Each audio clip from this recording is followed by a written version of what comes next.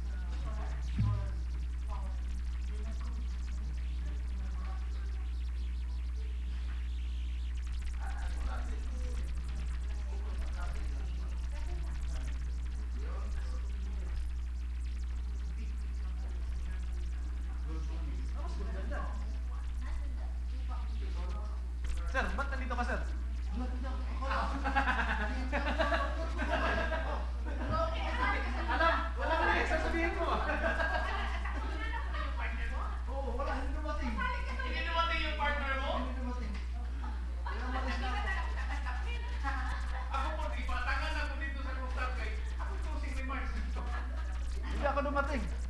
Ay, hindi dumating yung partner ko. Okay. Good morning everyone. Mag-start na siguro ta. Pila ba ta kabuok? 1, 2, 3, 4. 1, 2, 3, 4, 5, 6, 7, 8. Okay. Okay. Good morning everyone. Requesting the members of the Sangguniang Bayan of Ipil together with our visitors to please rise as we welcome the Sangguniang Bayan Mays together with our presiding officer, Honorable Anamel Camacho Oligario, and our Secretary Estelita Silvano Iguia.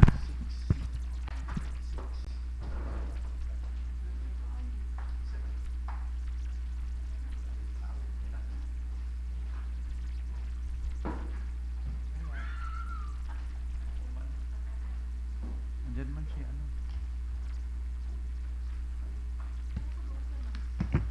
Okay, good morning. Welcome to the 54th regular session of the Sangguniang Bayan ng Ipil.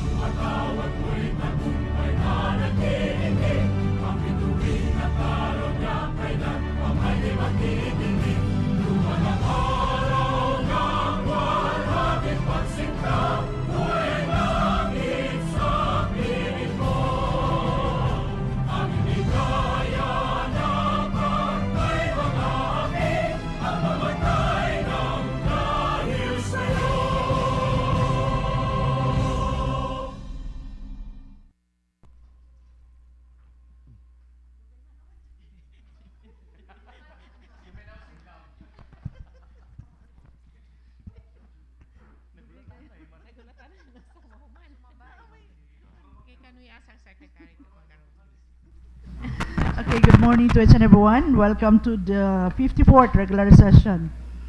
Present for today's regular session, Madam Chair, are the following: the Honorable Vice Mayor Anamel Oligario.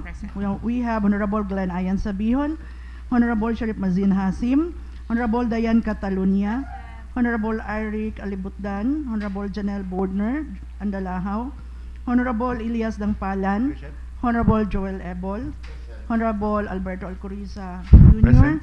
Honorable Trixie Mil Palalon, Present. Honorable Roy Andy Oligario, and we have Honorable Alhapid Mohammed.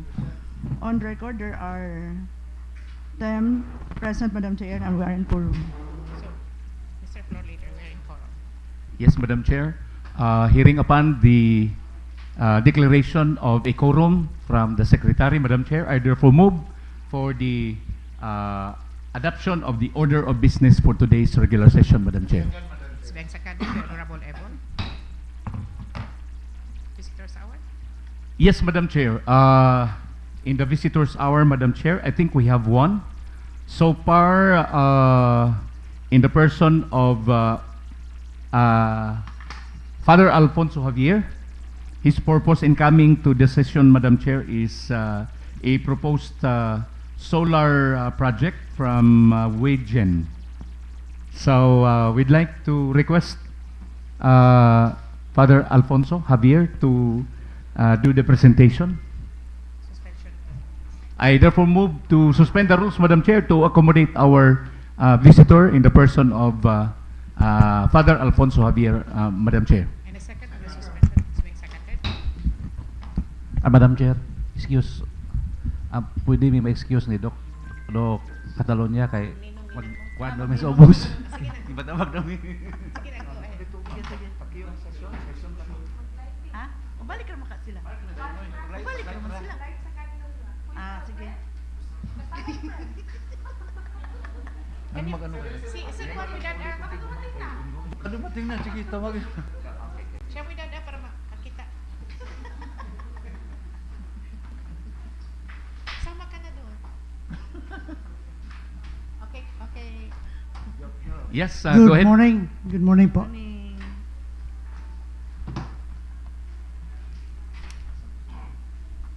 Like, sila magsindi sa kahapon. Yeah, I'm representing Wigen Energy Philippines. And after my short presentation of the company profile, I would be introducing you to the CEO of this company in the name of Sir Charlie Aiko through Zoom. And I think we can have our question and answer by then if there are any. Supposedly, this has been a long overdue assignment, but hence, because of so many things that happened in between, I wasn't able to do so. I remembered 4 years ago during pandemic, I already presented this to the province, but due to the, again, some intervening circumstances, the project did not push through. So here I am for Ipil, for the municipality of Ipil. Ako lang klaro nga i-direct, this project is primarily targeted for this compound only. No, walay labot ang merkado, walay labot ang mga street lights, walay labot ang mga uban nga mga diri lang gyud sa compound. And we have already presented a project study to the office of the mayor, and that's why Honorable Alcoriza brought me here before you to explain further ang tuyo, the intent of the institution also to help the municipality of Ipil. Now again, as a starting point, this is not all about installing solar system. Our company is more on helping communities, and at the same time making sure that we put down the cost of electricity, and at the same time spearhead the leadership of environmental protection by lessening our carbon imprints, and at the same time also we take care of our only home, which is the earth, while we harness the energy from the sun. John, can you give me the first?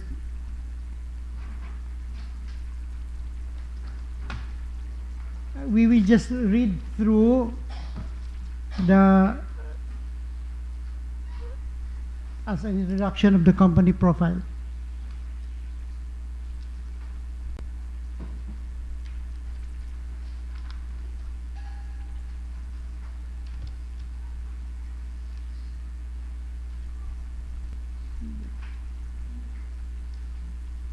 Yeah.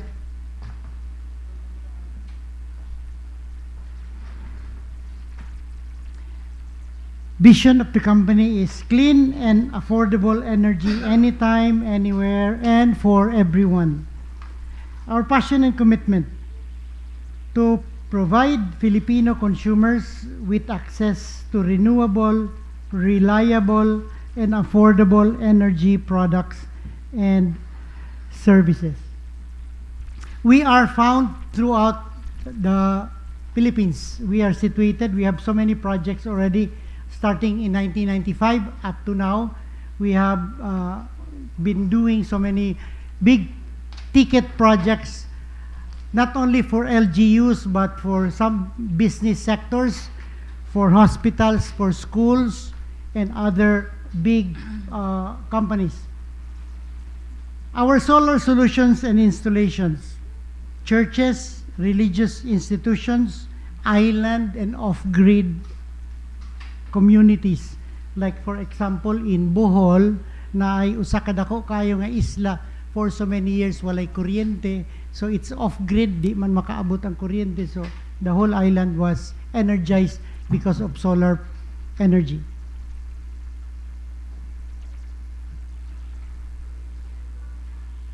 I would like to show you some pictures of all the not all, the few of the big projects that we have already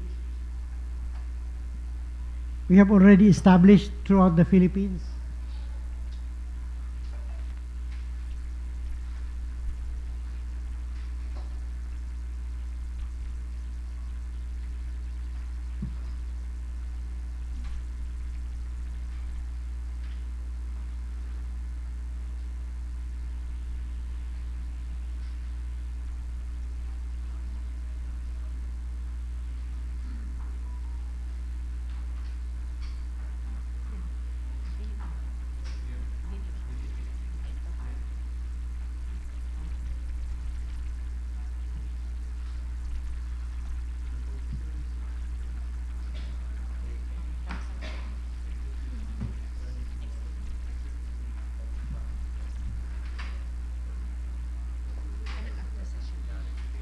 Mana na siya? Klaro na siya. Okay. So here, this picture is in Sarangani. Dako ni siya nga naa sa tubig ug naapod sa yuta, pero mao man ang gihimo 5 years ago. Sanacor, murag kuan man ni siya sa fish pond. Tapos here, some commercial establishment and government facilities. This one here is in Iloilo. Na may mga ngalan ani. Industrial facilities, Mapicon, Laguna. In Batangas, kining buhatan na mill. We have hospitals in Manila, hospitals and medical facilities. Here we have schools, we have churches. These are retail and non-profit establishments also. Muna niya mga simbahan. In fact, we have already made a memorandum of agreement and understanding to all 200 dioceses around the Philippines. Muna siya. So, sample. Before we gen, ang average monthly bayad sa kining kompanya parish of Caloocan City is pila ba ni siya? 21,000? Yeah. Di ko kabasa diya. So after having the solar system, mo ni lagi bayad 12? Yeah. So kini average sa planta sa motorcycle showroom, I think this is in Cebu. Sa una 26 mil, pagka human pila naman ni?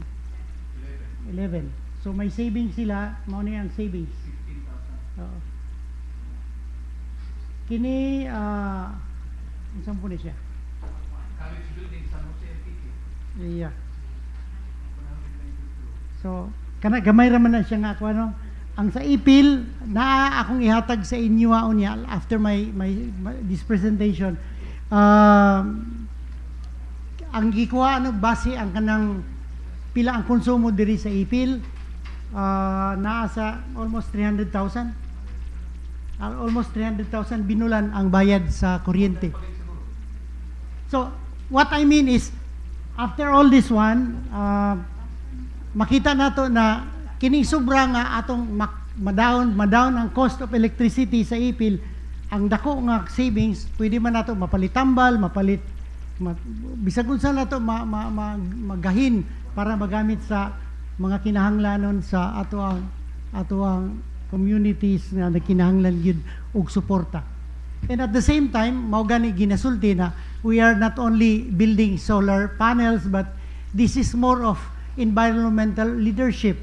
Kay kita we control, we lessen the fossil consumption, kay dili ta magsalig sa mga power plants ug sa mga kuryente, but we depend on the reliable source. Again, this is the promise and the commitment of Region. We have a daily monitoring of all the projects around the Philippines, and we have the monthly monitoring also. So kini tanan, it's a big naka-computerize ni siya tanan, o walay kanunay na monitor ang health sa matag solar panel na atong na-install sa tibok Pilipinas.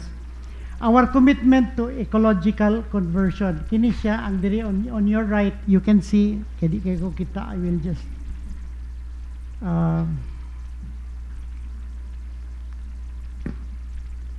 here, there are 486 installations already around the Philippines. So ang avoided CO2 emission is about 14,647,000 tons. Total energy produced is 32 billion naman siguro ni. 776 kilowatt hour. Mao ni ang na-produce sa 486 na installations. Equivalent to 298,000 million, no? 298,605 trees ang natanom. System peak power is 11,796 kilowatt peak. Okay.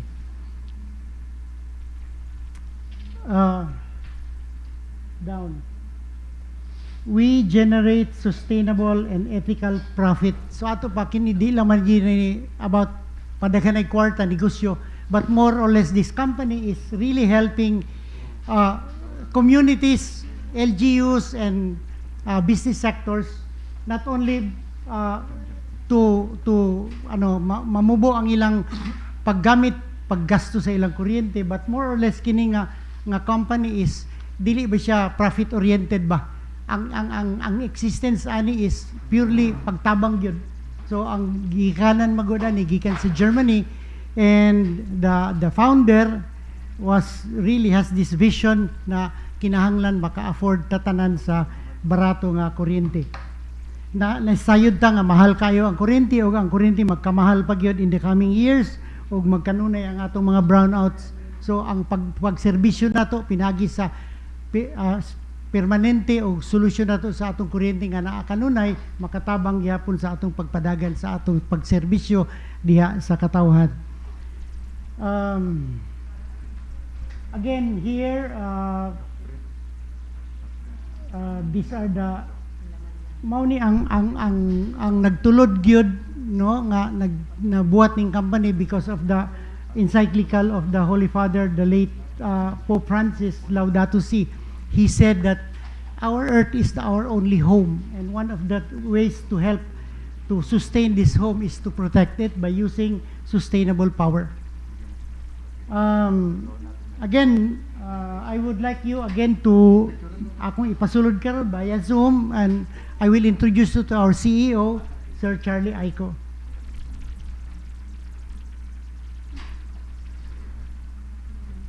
June, can we nakasulod naman daw sila?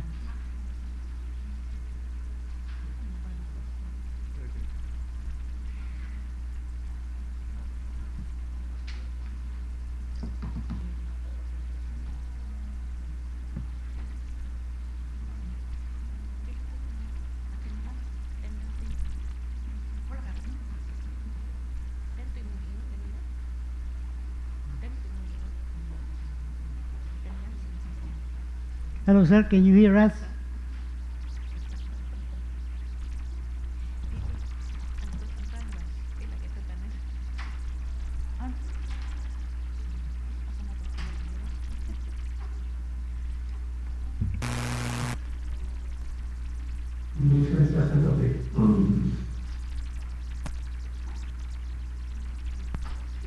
Hello, sir.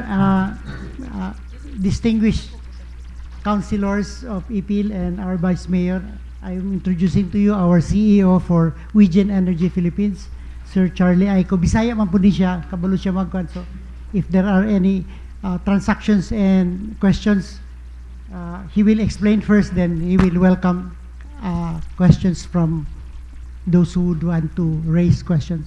Thank you po. Hi, sir. You are now online.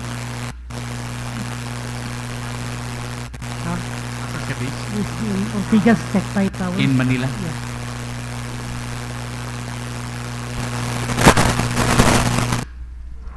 Question, sir? May present pa siguro siya. Hi, sir. Can you hear us?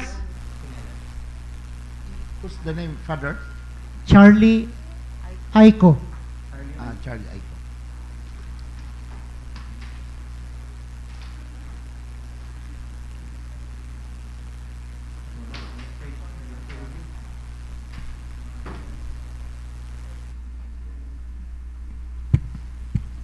Hi, Sir Charlie, can you hear us? Good morning.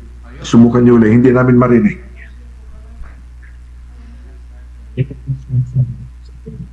Okay. Thank you, thank you. Good morning sa lahat. Magandang umaga po. Before I start, let me introduce myself. I am Charlie Aiko, the President of Region Energy Philippines, based here in Ortigas Center sa Pasig.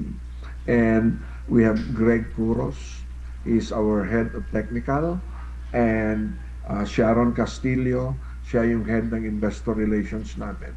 No? Check lang, naririnig niyo ba ako?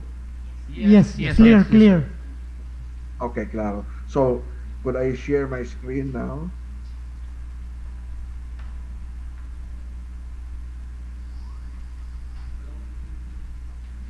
Nag-ano lang ako, nag-request ako ng share screen.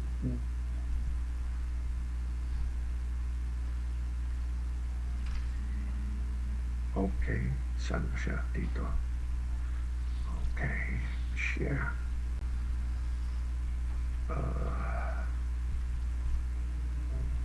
Yeah.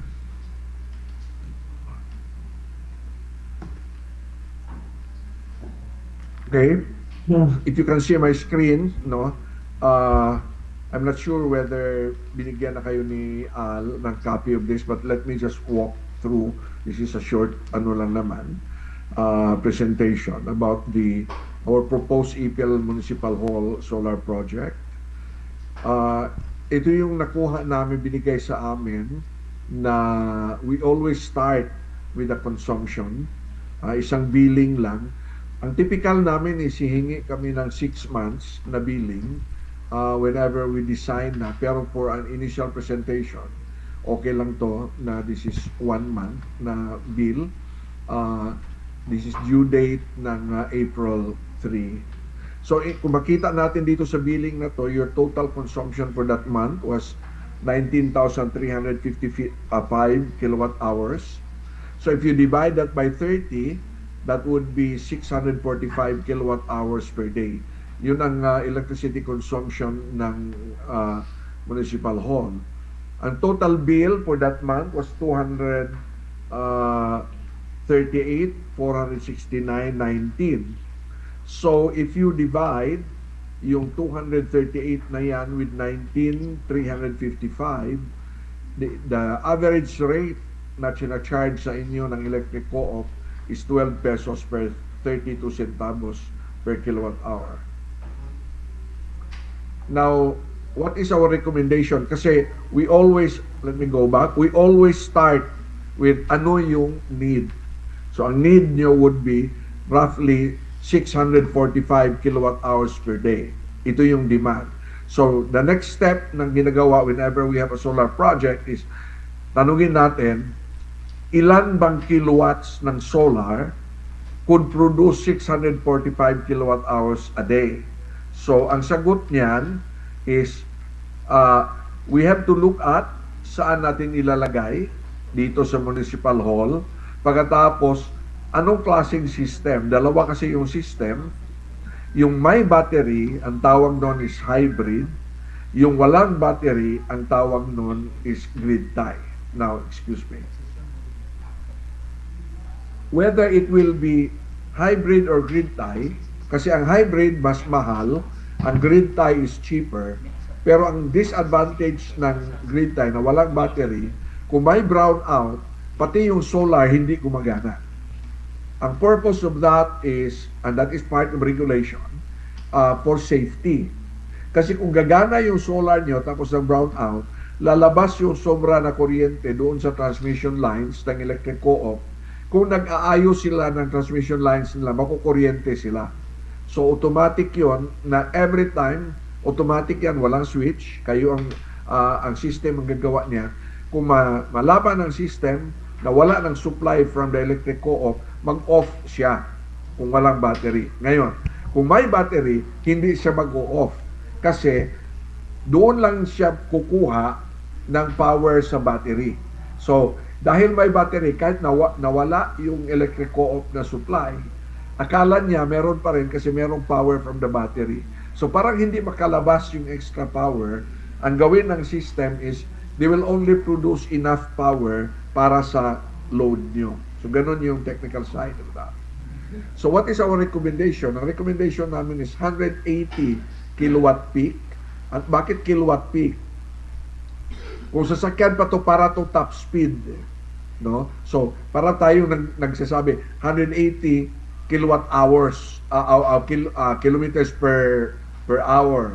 Ito, 180 kilowatt at its peak, meaning kung maganda yung panahon, maliwanag ang panahon, it will produce 180 kilowatts of power. Pero kung medyo cloudy, bababa yan, no? Now, the battery storage na nirecommend namin is 154 kilowatt hours. Now, usually ang ratio nito, mas malaki yung battery. Kung palaging nagba-brown out in your area, lakihan natin yung battery.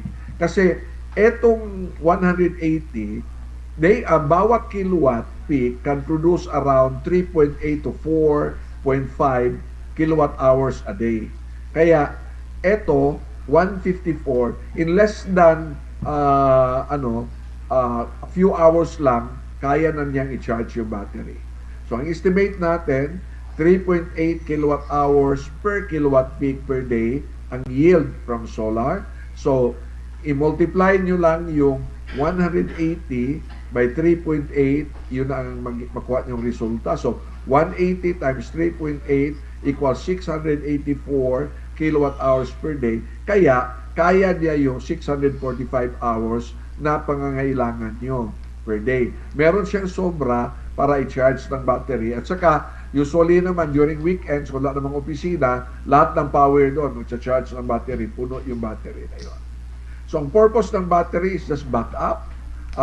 It will only provide for short brownouts. Hindi pwede na, kunyari, buong araw nagba-brown out, pati yung battery nyo na uubos. Pero, kung during the day naman, hindi heavy yung gamit, nagcha-charge palagi yung solar kasi nag-brown out, merong solar, i-charge ng solar yung battery nyo, kaya tuloy-tuloy siya.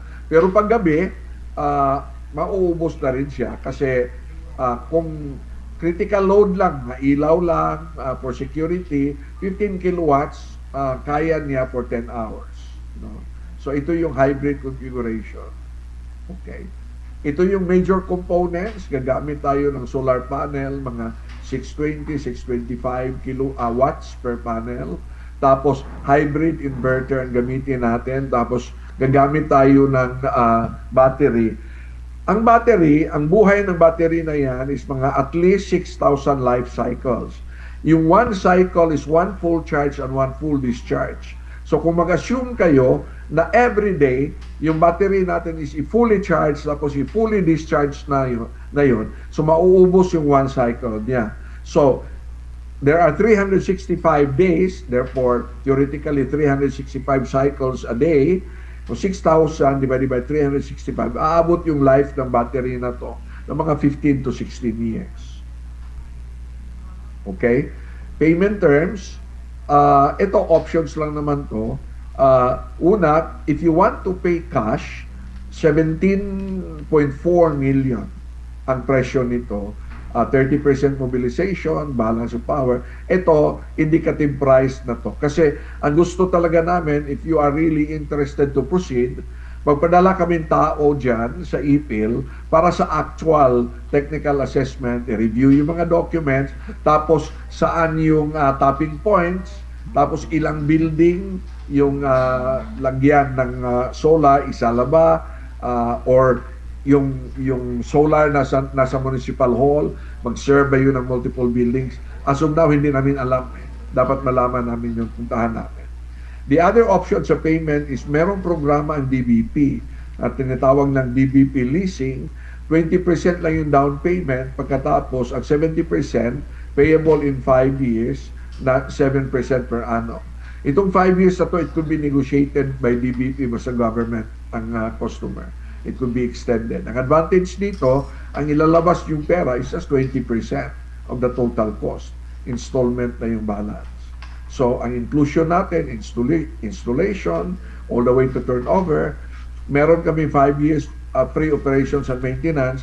Pagkatapos, by the way, ang monitoring dito, daily yung monitoring namin, kasi online ang monitoring dito. Nakakonect to sa internet. Pati kayo, makikita nyo ano yung performance ng solar nyo. Everyday, live yan. Makikita nyo. Ilan ang pinoproduce, ilan ang laman ng battery. 25 years yung performance warranty ng panels. Pagkatapos 10 years naman yung warranty ng battery. We have online monitoring by region, and then you will be provided with the monitoring software. So, makikita niyo ano yung performance, makikita din namin. Kung may problema sa system, makikita namin online. Kung maayos online lang, ayusin, kasi pag minsan software lang yan, inaayos namin online. Kung kailangan ng physical na talaga, magpadala kami ng tao. As of now, ang nearest technical person namin nasa Cagayan de Oro. Alam, magagaling pupunta dyan. Ang pinakamalapit na projects namin sa inyo is nasa Osamis, doon sa Misamis University. Ano naman yung savings dito? Ito summary, doon sa last, andun yung cash flow. So, yung system natin will produce 5.7 million kilowatt hours in 25 years. Kung wala kayong solar, ang equivalent na bayad niyan doon sa electric co-op is 84 million in 25 years. Kung wala kayong solar. Tapos, nilagyan natin na periodic operations and maintenance na paglinis lang naman yan sa konting repair. Tapos, kung gusto nyo i-insure yun, for 25 years, ito yung magagasto. Usually, in-insure namin, especially sa mga lugar na tinatamaan ng bagyo. Pero wala naman natang bagyo sa Ipil. So, pwedeng hindi yan. You know? And then, cost of solar PV system na cost 17.4 million. Ang savings nyo will be 64 million in 25 years. In other words, compare 64 to 84, no? So, 76% ang nasisave nyo sa kuryente. Ang balance niyan is ito yung mga gastos na yan. Kasi binibili na yan. Ang average cost, kung yung total gastos nyo, i-divide natin by number of kilowatt hours produced, bali ang presyo per kilowatt hour sa inyo is 3.59. I think right now ang presyo is more than 12 pesos per kilowatt hour. So kung you generate your own power, ang cost nyo is just 3 pesos and 59 centavos per kilowatt hour. Kung ipilis naman, ayaw natin maglabas ng malaking pera, ito yung maging resulta niyan. Ang savings natin from 76 will go down to 70% na lang. Tapos yung price natin equivalent, instead of 3 pesos and 59, akyat ng 4.44. Ang advantage naman, wala tayong pressure na one time lang tayong maglabas ng pera. Disadvantage naman, magbabayad tayo ng leasing na meron namang cost of money yun. Okay? So, if the LGU is interested, ang gawin namin, we will always do na pupunta kami, meron kami technical person, gagawa sila ng technical assessment. Ang gawin nila una, tingnan nila gaano kalaki yung bubong, ilan ang makasyang solar panel doon. Pangalawa, tingnan nila kung yung structure ng bubong, kaya ba yung weight ng solar panel. Kasi bawat solar panel, approximately 25 kilos yan. Pero dahil naka-flat yan, naka-spread naman yung weight niya. Pero kailangan talaga namin ng civil engineer at saka structural engineer tingnan. Pangatlo, tingnan namin saan yung tapping point. Saan kami magkoconnect. Kasi kung saan pumapasok yung kuryente sa electric co-op, doon din kami papasok, doon sa main panel. Tapos, kung may battery, saan namin ilalagay yung battery? Tapos, ilang buildings pa yung siniserve niya. Kung isang building lang to, madali lang to. Kung iba't ibang building, tingnan namin din na okay yung mga connection. Okay naman siguro kasi existing connection yan. Pero if there will be more buildings, tingnan din namin, magpo-propose din kami sa building. So, what we will do is, once we have that, gagawa kami ng formal proposal nyo. Ang gagamitin namin will be yung new government procurement law, yung Section 30, which is unsolicited proposal with bid matching. So, yun lang po. In case, if you have questions, please go ahead. Pwede bang dumating sa panahon na gusto namin mag-upgrade tulong sa ating bayan? Para mas, hindi natin kasi alam na mag-i-expand kami ng mga buildings and we will be needing additional power. So, pwede bang after, let's say, after 5 years or 10 years, si LGU ngayon will decide to upgrade the battery? Pwede ba yun? At magdagdag din ba ng mga solar panels? Okay. Ngayon, ang capacity ng, ang maganda dito, kung ang solar panel is 180, tapos mga 154 lang yung battery natin, pwede tayong magdagdag. Ang maximum nating idagdag, ang ratio, is 1 solar panel is to 4 kilowatt hours of battery. So kung magdagdag tayo in the future, hindi natin ilampas na 180 times 4. So meron tayong 154, baka magdagdag na tayo ng mga 400 kilowatt hours, something. Hanggang doon lang. So pwede pa rin? With the same Pwede pa rin. With same panel? With the same panel. Kaya ito yung advantage natin na hindi tayo magdadagdag ng panel. Ang ano lang, meron lang kami dito sa technical namin connection, siguraduhin namin na separate yung function ng mga battery. Pwede namin ihiwalay naman yung inverter. Kasi, di ba tulad ng mga bata pa tayo, hindi natin sinasama yung mga old battery with the new battery. O kaya isi-separate lang yung connection. Okay. Sir, alam naman namin talaga na magkakaroon kami ng malaking savings pagka we will embrace the solar power in the municipal government buildings of Ipil. Yes. Sir, if we cannot immediately pay that in cash, yung 17 million, ano yung next option natin? Yung parang naman nakita ko doon yung sa pwede natin sa DBP, Development Bank of the Philippines? Okay. Actually, dalawa lang yung pinakita ko sa inyo. No? Una, cash. Inado ko, mabigat sa bulsa yun. No? Pangalawa, ang isang option niyan is, ang DBP, dalawa yung program nila. Dalawa yung side ng company nila. Yung isa, yung normal loan. Kunyari sa LGU, they can finance up to 100%.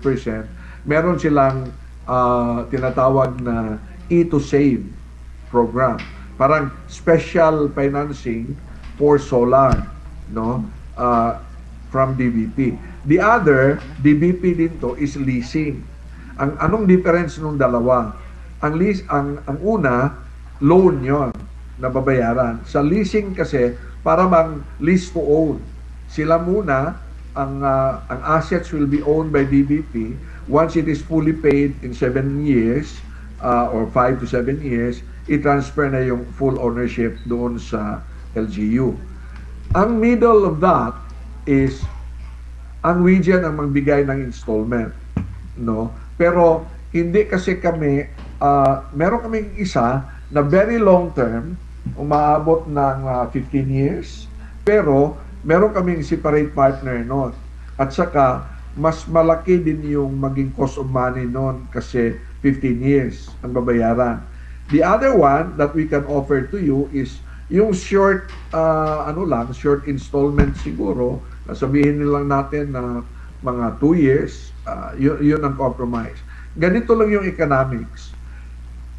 The longer yung payment period, bumababa yung savings, no? So for example, yung sinasabi ko na 15 years to pay, ang savings nyo bababa yan nasa mga between 55 to 60% na lang yan.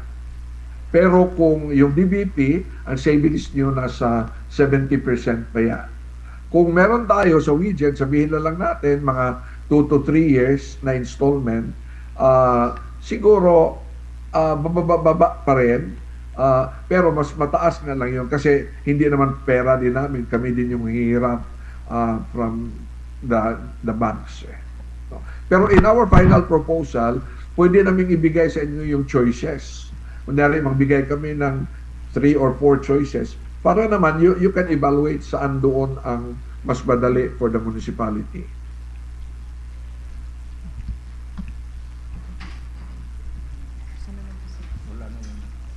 Madam Chair. Madam Chair, Yeah, go ahead. query lang. Hello sir, magandang umaga sir. Query lang Wait, tong sa may akin tanong ba? lang ako. Yun bang municipal hall na consumption nyo, isang building lang yan o maraming buildings yan? As of the moment, isa lang. Marami po, may mga building po sir na maliliit adjacent to the munisipyo. Pero doon nakakonect sa munisipyo. Yes, isang compound po. Okay. May question po si Councilor. Yes po. Hello sir, magandang umaga sir. Query lang sa akin ba, kung halimbawa yung residential ang pakonek natin, pwede tayo makahingi ng estimate niya kung magkano yung expenses natin, cash ba siya o anong paraan po? Puputol lata?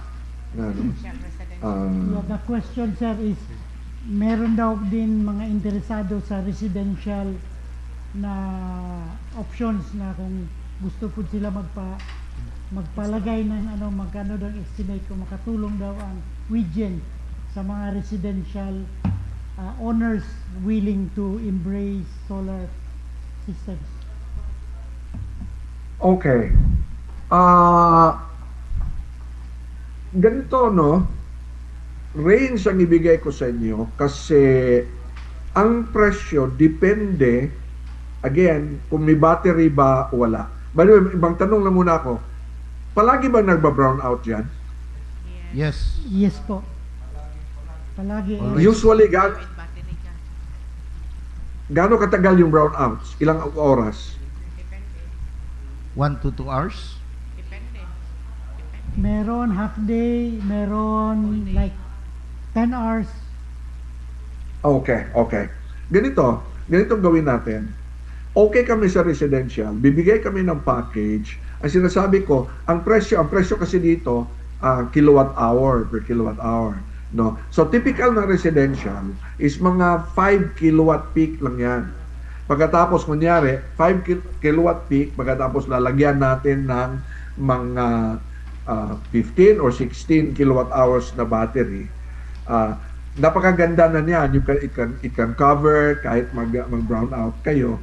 Now, magkano yung presyo?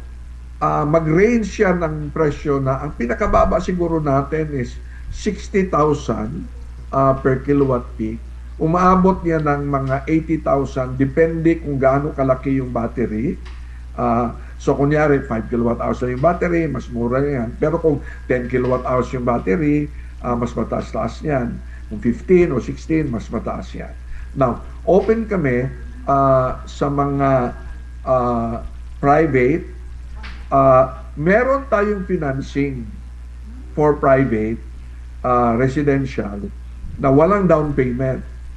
Payable kung gusto nilang mahabaan all the way to 15 years. Pero hindi kami magre-recommend ng 15 years kasi masyadong malaki na yung cost of money. Ang nire-recommend lang namin is 5 to 7 years ang bayad. Pero ito yung advantage. Mag-install ka lang, pagkatapos i-finance yan, magbayad ka lang monthly. Now, ano yung maging role ng LGU? Ang suggestion ko is ang maging role ng LGU, kayo yung may programa. So sabihin na lang natin na Ipil Renewable Energy Program. Parang ganon. So ang trabaho ng LGU, ang partnership natin is kayo yung promotor. Kasi programa nyo yan ng renewable energy. Pagkatapos kami lang yung technical partner at saka mag-finance. doon sa residential at saka yung small commercial, yung mga negosyo na ganyan, pwede kami na walang down payment. To be honest, mas mahirap doon sa government na client kasi hindi marami yung nagpa-fund ng government, no? Kaya ang suggestion namin DBP, ganon.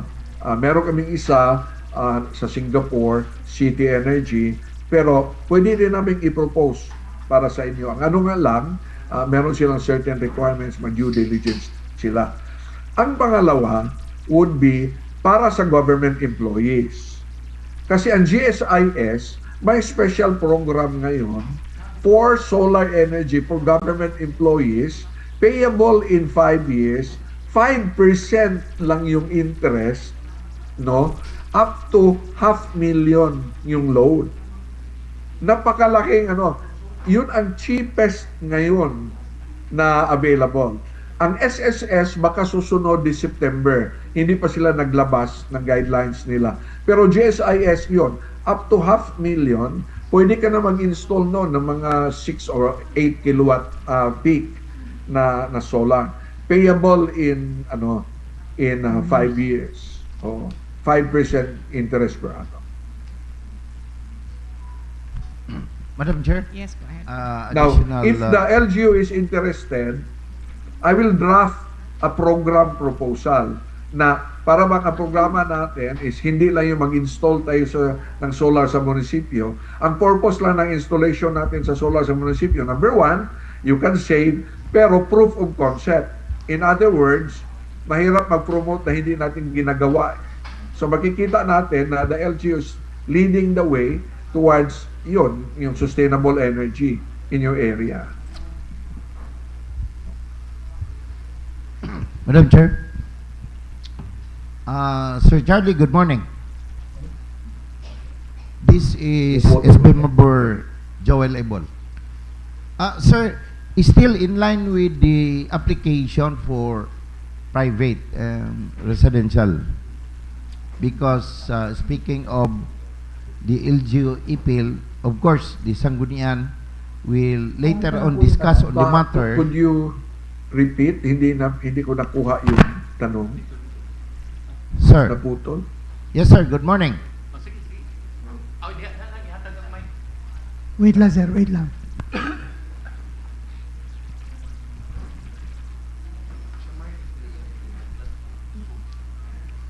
Yes, sir. Good morning. Okay na. Good morning po. Okay na. Okay na, okay na. Yes, sir. Good morning. This is SB Member Joel Ebol. In line still, Good morning. Still in line with the application by private person or residential. Sir. Yes? Hello. Yes. Yeah. Ano po yung tanong?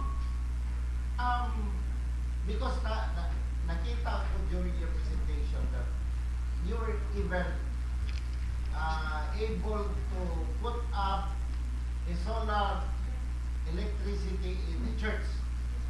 Di ba? Yes. Nakita namin yan from the bill of 23,000 something, bumaba ng 12,000. So, more or less, at least, no, if we could possibly make that, implement that in our private, in our residential houses, then it's much better, no? However, I would like to ask if there is still in need for, let's say, yung semi-industrial ba, na ang linya ay nasa 440 to 60 volts. Does it need or no problem na kailanganin natin yung three-phase current? Okay. Kung mga malalaking installation, yung solar meron 3-phase. So, ang gagamitin natin 3-phase, pagkatapos kahit na kunyari industrial or commercial na malalaki, pwede rin tayo mag-battery noon. Ang isa sa pinakita namin doon sa company profile, yung sa Gensan, sa Sanacor, meron kaming dalawa doon, yung isa 712, yung isa 705, puro yung 3-phase, no? Kahit battery ngayon na malalakihan, meron din silang kaya yung 3-phase, walang problema. So siguro later on, we will just ask somebody here, yung focal person, yung or technician who will be assigned in our area to also visit us, and we will try to at least offer our private residential property to enjoy this solar system. Thank you, sir. Yes, thank you, sir. Sir, just in case sir, maputol ang signal sir, paki-connect lang daw balik. Okay, any more questions? Any more questions? Wala naman siguro. Anyway, ang sa ako lang is as to the So cost. ang gawin namin, before the next question, ang gawin namin definitely is mag-schedule na lang kami. I'll coordinate with Brother Al ng technical visit so that makita namin both yung government at saka yung private, kung sino yung mga interesado din na ipadala natin dyan. By the way, pwede ko rin i-revise, i-update ko yung proposal ko, isama ko na yung barangay, kunyari yung barangay hall na gusto nyo, kasi this is for disaster preparedness, na kung mawawala yung supply ng grid, yung mga barangays natin meron pa rin power supply.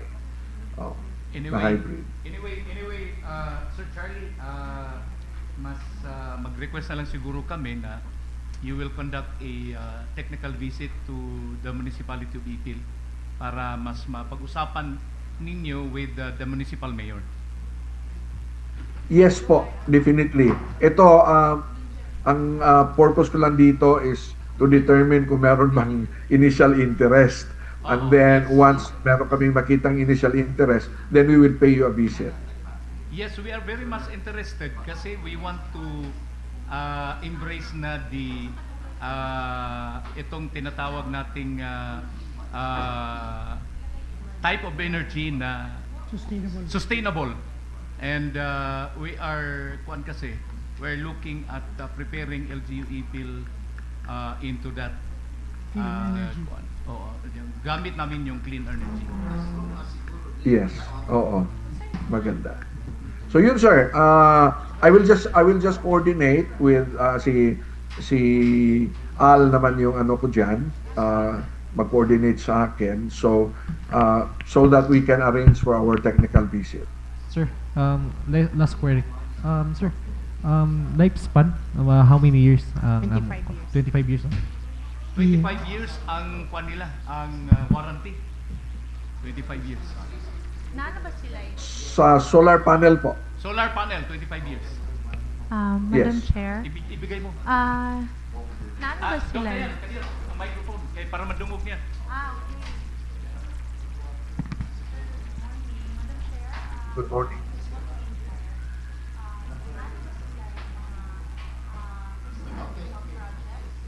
Yeah. Na sila present. In the business.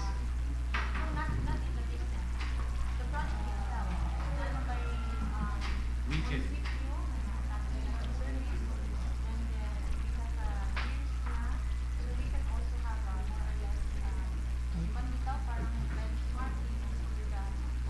Stability of the company.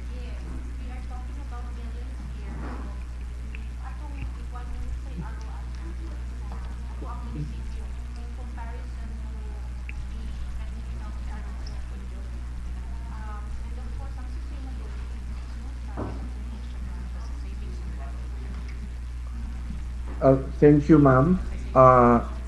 Ang earliest na installation namin mga simbahan. That was way back 2016.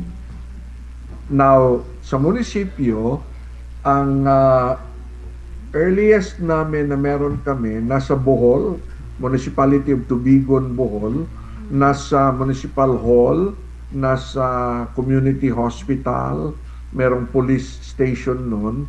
That was around 5 years ago siguro. Ongoing pa yan kasi 15-year contract kami doon.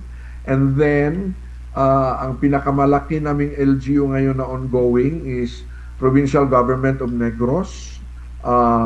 Merong 5 major, tapos na yung provincial capital. Ang total noon is 1.2 megawatts, lahat-lahat. Kasama yung, I think, 4 or 5 hospitals, district hospitals ng Negros. Now, ano ba yung common ROI nito?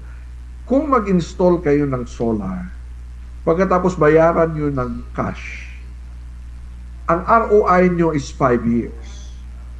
Meaning, bawi na, compared na walang solar, in 5 years, bawi na yung puhunan nyo. Okay? But, remember na ang warranty ng solar panel is 25 years. Warranty pa yun. Yung life ng solar panel, lumalampas nun kasi ang parang pinaka-oldest solar panel ata in the world is not below 50 years old pa eh. So mga more than 40, tuloy-tuloy yan. Dalawa yung warranty. Ang second warranty niyan is performance warranty. Kasi magdidegrade yung yield ng panel every year by mga 0.02%. On the 25th year, 80% pa ang capacity. So kung meron ka 1,000 watts ngayon na ini-install, after 25 years, 800 watts pa yung kaya niyang i-produce. Ganon yung ano niya. Now, so in terms of parang economic returns, mataas.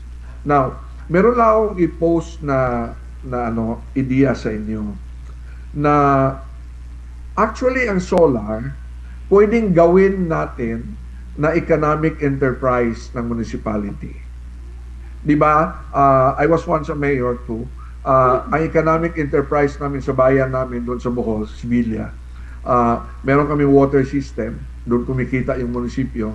Meron kami public market, kumikita yung munisipyo sa rental. Ngayon, ang tanong ko in many forums is, bakit ang LGU hindi pumapasok sa business ng solar? Kasi lahat ng malalaking company pumapasok sa solar. Kasi pwede naman under current rules. I'll just give you one idea. Under the Energy Regulatory Commission, na regulation, meron silang tinatawag na expanded rooftop solar. Anong ibig sabihin?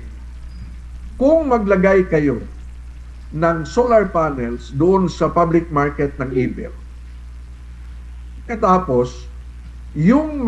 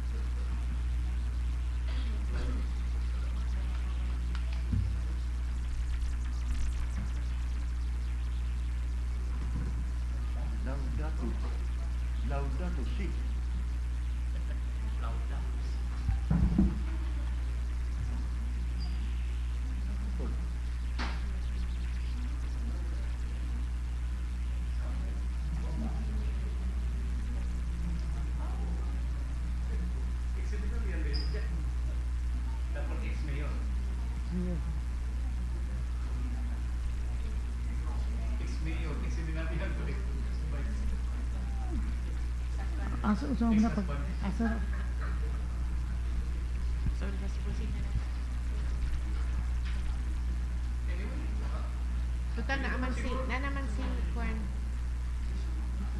Sir Al Abier.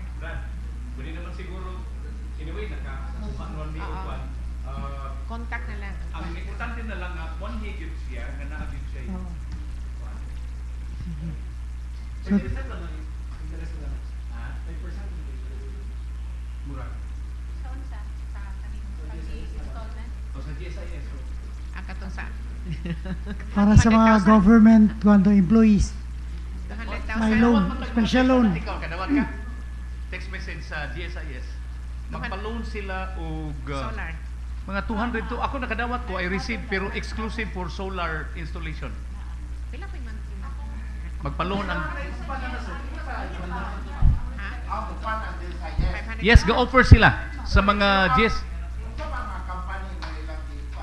Well, wala sila ga-introduce og company. Ang ilaha lang nga willing sila mo pahulam sa matag government employee, including us.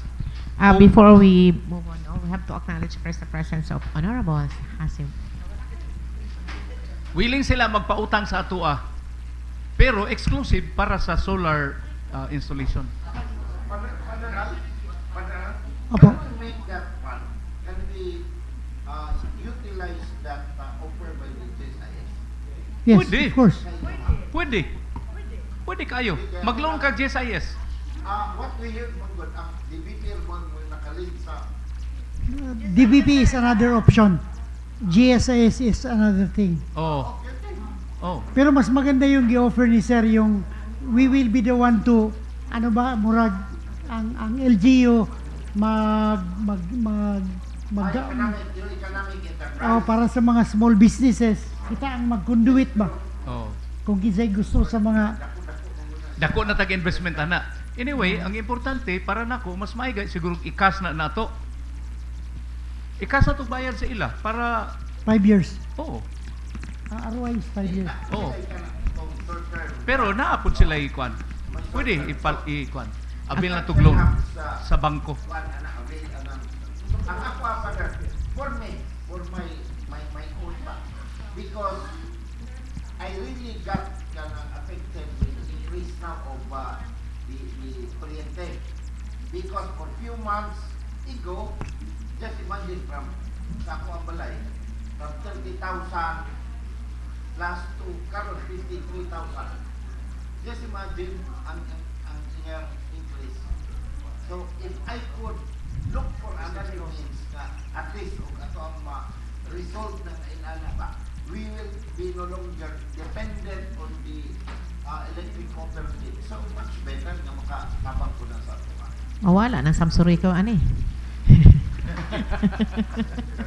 Actually, dili man gyud katong 64 million siguro ang ma-save sa kwan kay magbayad ba tag interest pa. Napamanay interest Kung na i-loan yan. na to. Kung i-loan.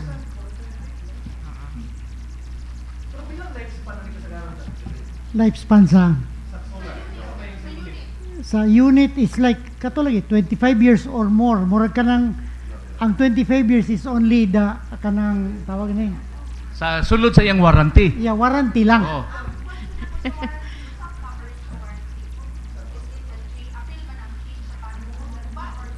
Of course. At sug na I-change silang I-change, panel. I think, kay no. battery, walay problema sa brownout. Oh, kana mo atong klarohon sa iya ha. Correct.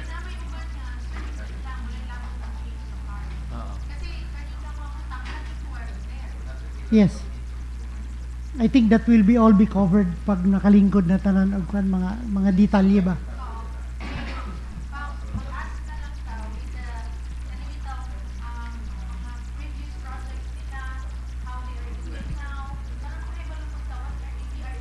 Mo visit na lang ta sa ilang lugar. Bisitahon na to tong Bisitahon na Negros. to. Kato yung Bisitahon na ingon to. nga Negros. Ah.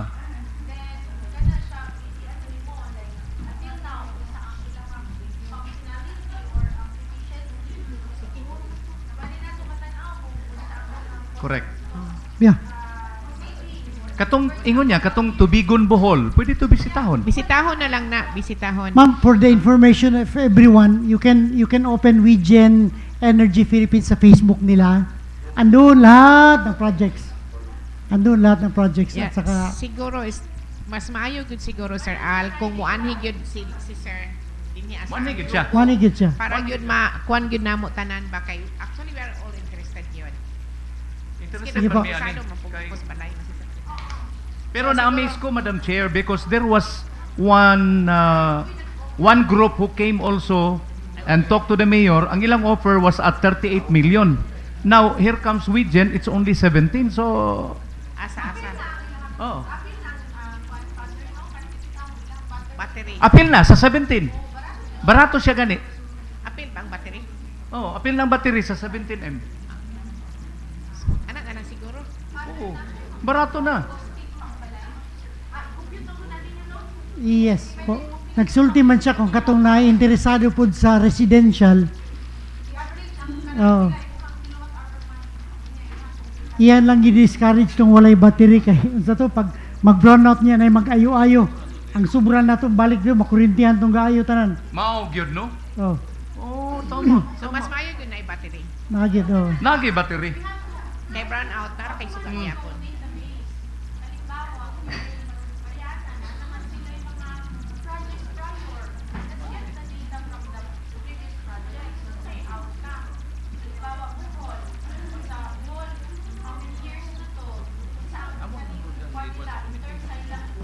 Ah. Ah. Yeah.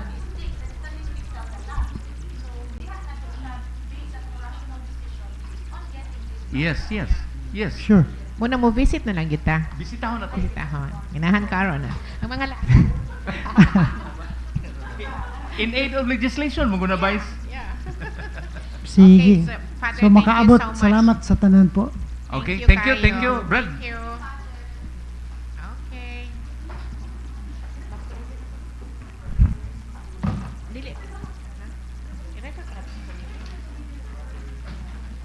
Kaya mo, ano pa man sila? Sa mga committee man siya. Ali, mas maayo ko i-refer na to sa committee. Committee on Committee on kuan. Infrastructure. infra? O katong public utilities and sa patong nga specific committee. Ilay. Refer. As energy.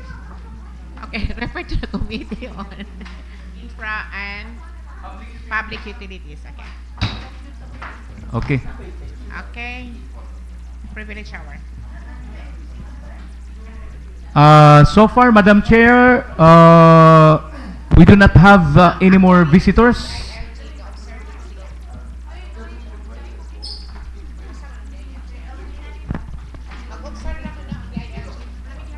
Mag-observe lang si DILG. Okay. Let's proceed to the privilege hour. Anyone who wants to avail the privilege hour? Wala. Okay. I think, Madam Chair, no one is interested to avail of the privilege hour so that we can move forward, Madam Chair. Okay. Reading and approval of the minutes. So with that, Madam Chair, we now go to the reading and approval of the minutes of the previous session. Madam Chair, this representation would like to move to dispense the actual reading of the minutes of the previous session. That's my motion, Madam Chair. In a second, it's being seconded. Finally, Madam Chair, I therefore move for an approval of the minutes of the previous session, Madam Chair. In a second? Second. Being seconded by Honorable Hasim. Reference of business, Madam Secretary. For the reference of business calendar of first reading.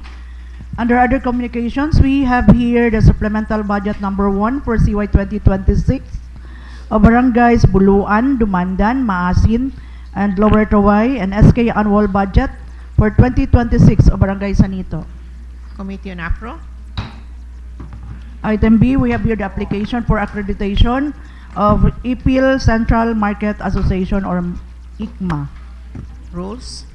Madam Chair, before referral, Madam Chair, I would like to correct this application that this is a re-accreditation Okay. because the Ipil Central Market Association is already accredited. Yeah, okay. Thank you. Honorable. Renewal of the Renewal, accreditation. sir. Yes, sir. Renewal.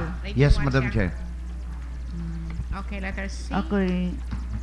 Item C, duly endorsed from the Office of the Mayor is the letter of intent of Norhadie, Puno, a resident of Barangay Sanito, expressing his intention to avail the LGU-Ipil Postgraduate Scholarship Program for Law School students implemented through Municipal Ordinance Number 04-498-2018. Committee on Education. Item D, duly endorsed from the Office of the Mayors, the copy of the MOA to be entered into by and between LGU-Ipil and AMMC for the proposed supervised clinical exposure of the third-year Bachelor of Science in Midwifery students, particularly assigned at the LGU-Ipil. Committee on Rules.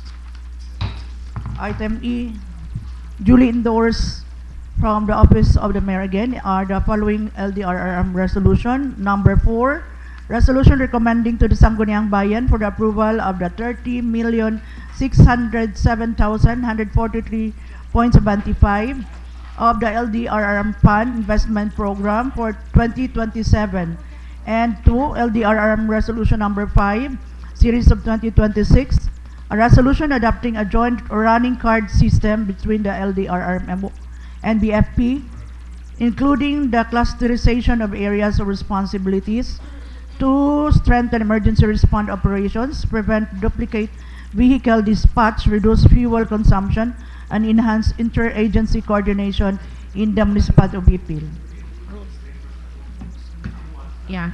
Okay. Number 1 is referred to Committee on APRO, and number 2 is Committee on Rules. Item F, we have here the invitation from the International Tourism Benchmarking and Travel Expo in Vietnam, Batch 1, August 26-29, Ho Chi Minh, Vietnam, and Batch 2, September 23-26, Hanoi, with registration fee of 38,000. For information, but where?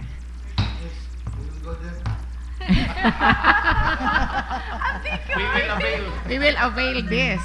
Diba? Invitation. Okay. Ah. On resolutions, ordinances from barangays, we have here Barangay Ordinance Number 001, Series of 2026, an ordinance establishing a barangay identification system in the barangay Tiayon. Committee on Rules. Item B, Barangay Ordinance Number 002, Series of 2026, an ordinance prohibiting the throwing, dumping, or disposal of garbage or any form of solid waste in the public or private places within Barangay Tiayon. Committee on Rules. We're now on the committee report. Committee report. Madam Chair, I have 5 committee reports, Madam Chair. This is committee report on Committee on Appropriation and Finance, committee report number 377 or 378 and 379. Subject is annual budget calendar year 26 of Barangay Maasin for amounting for 3,834,662 pesos and 87 cents. Barangay Logan of 3,543,579 pesos and 50 cents, and supplemental budget number 1 calendar year of Barangay Ipil for amounting for 40,000, Madam Chair. Remarks and recommendation, the Committee on Appropriation to which was referred, annual budget calendar year 26 of Barangay Maasin and Logan of supplemental budget of number 1 calendar year 26 of Barangay Ipil of this municipality for review and evaluation and approval. The said annual budget calendar year 26 of supplemental budget number 1 calendar year 26 has been referred to the local finance committee through the municipal budget officer for technical review and preliminary review. After its review, it's hereby declared operative in entirety effective upon its approval, subject to the posting requirements under Section 59 of RA 7160 and further subject to the conditions cited by the local finance committee. In the implementation of its budget, the LGU must ascertain adherence of fundamental principles enumerated in Section 305 of the Code. It is understood that review action does not authorize any item appropriation that is prohibited by the consistent with the provision of the law. The committee hereby recommends for the approval, provided that compliance with the foregoing and execution of the budget shall be sole responsibility of the implementing barangay government using the standard guidelines procedure in the budget execution, pays prescribed under the budget civil service laws and budgeting, accounting, and auditing rules and regulation. So, Madam Chair, I'd like to move for the adoption of the said committee report. And a second for the adoption. Second, Madam Chair. Seconded. Madam Chair, I'd like to move resolution. It's hereby declared operative in entirety effective upon its approval of annual budget calendar year 2026 of Barangay Maasin for amounting for 3,834,062 pesos and 87 cents, and Barangay Logan for amounting for 3,543 pesos and 543,579 pesos and 50 cents in supplemental budget number 1 calendar year of Barangay Ipil for amounting for 40,000, Madam Chair. And second? Second, Madam Chair. Any discussion, objection? Hearing none, motion is hereby approved. Last two committee reports, Madam Chair. Committee report number 380 and 381. Subject is SK Annual Budget Calendar Year 26 of Barangay Logan for amounting for 354,357 pesos and 95 cents. The SK Supplemental Budget number 1 Calendar Year 26 of Barangay Magdao for amounting for 184,191 pesos and 7 cents. Remarks and recommendation. The Committee on Appropriation to which was referred, SK Annual Budget Calendar Year 26 of Barangay Logal and SK Supplemental Budget number 1 Calendar Year 26 of Barangay Magdao of this municipality for review and evaluation and approval. The said Annual Budget Calendar Year 26 of and SK Supplemental Budget number 1 Calendar Year 26 has been referred to the Local Finance Committee through the Municipal Budget Officer for technical review and preliminary review. After its review, it's ever declared operative and entirely effective upon its approval, subject to the posting requirements in Section 59 of RA 7160 and further subject to the conditions cited in the Local Finance Committee review. The implementation of the budget of LGU must ascertain adherence of fundamental principles enumerated in Section 305 of the Code. It is understood that the review action does not authorize any item in appropriation that it's prohibited and is consistent with provision of the law. The committee hereby recommends in its approval, provided that the compliance with the foregoing in execution of the budget shall be sole responsibility of the implementing barangay government using the standard guidelines procedures and the budget execution pays prescribed under the budget service laws, budgeting, accounting, and auditing rules and regulations. So, Madam Chair, I'd like to move for the adoption of the said committee report. And a second for the adoption of the committee report. Seconded. Madam Chair, I'd like to move resolution is ever declared operative and entirely effective upon its approval of SK Annual Budget Calendar Year 26 of Barangay Logan for amounting for 354,357 pesos and 95 cents, and SK Supplemental Budget number 1 Calendar Year 26 of Barangay Magdao for amounting for 184,191 pesos and 7 cents, Madam Chair. So I move, Madam Chair. And a second? It's been seconded. Discussion, objection? Hearing none, motion is hereby approved. Any more committee report? From the Committee on Rules, Madam Chair, I have 9 committee reports. Congratulations.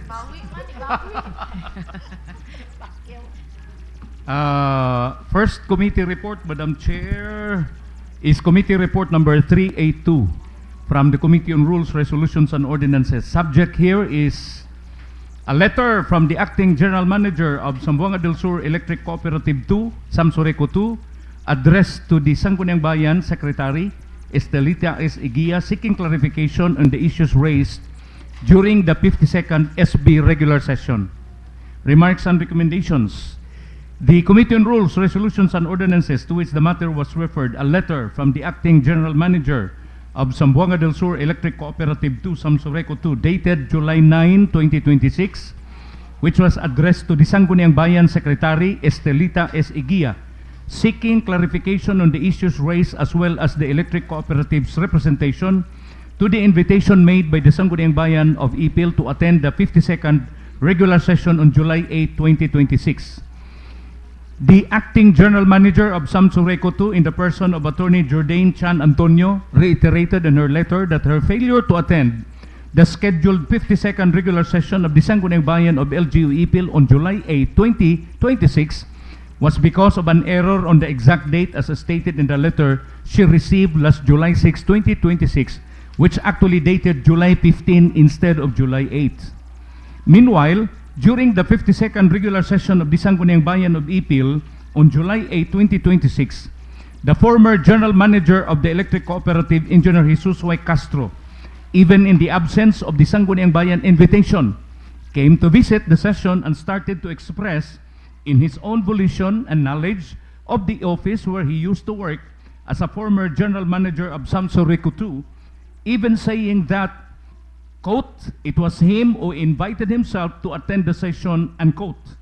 Stated some reasons why the electric cooperative has been struggling financially for a long time now despite the NEA takeover of the management of the said electric cooperative since 2014. The General Manager then asked the Secretariat in the same letter to the Sangguniang Bayan of Ipil to somehow strike off from the minutes of the 52nd regular session statements made by the former General Manager, Engineer Jesus Y. Castro, who were not in favor to his former electric cooperative, and for Engineer Castro to rectify his statements as he was not authorized by the management of Samsoreco 2. The Sangguniang Bayan, on the other hand, Madam Chair, strongly believes that Engineer Castro spoke in his personal capacity as a former general manager, and the request to strike off his personal statements that may not be in favor to the current management of the electric cooperative is immaterial as of this time and have no basis for the Secretariat without the approval and concurrence of the majority of the Sangguniang Bayan members. Last July 13, 2026, the Secretary to the Sangguniang Bayan, Madam Estelita S. Eguia, formally drafted a letter in response to the clarificatory letter from the Acting General Manager of Samsoreco 2, Attorney Jordan Chan Antonio, and carefully answered its query, which commenced from the admission of a clerical error as to the conflicting dates of the 52nd regular session in the actual conduct and the session day itself. The reviewing committee realizes that the letter of response crafted by the Sangguniang Bayan Secretary is appropriate, Madam Chair. It's within the limits of the inquiry made by the management of Samsoreco 2, no more, no less. Therefore, Madam Chair, the committee recommends for the adoption of the said response letter and further instruct the Secretary to resend the letter to Samsoreco 2 management with an annotation of the Sangguniang Bayan's formal adoption of the said letter made by the Sangguniang Bayan Secretary. Madam Chair, I therefore move for the adoption of this report, Madam Chair. There is a motion passed by Honorable Alcoriza. Any second? Any second to that motion? Second. Duly seconded by Honorable Sabion. Any discussion? Yes, Honorable Catalina. Madam Chair, maybe just okay, a little bit of refinement of the letter, if amenable to this August body.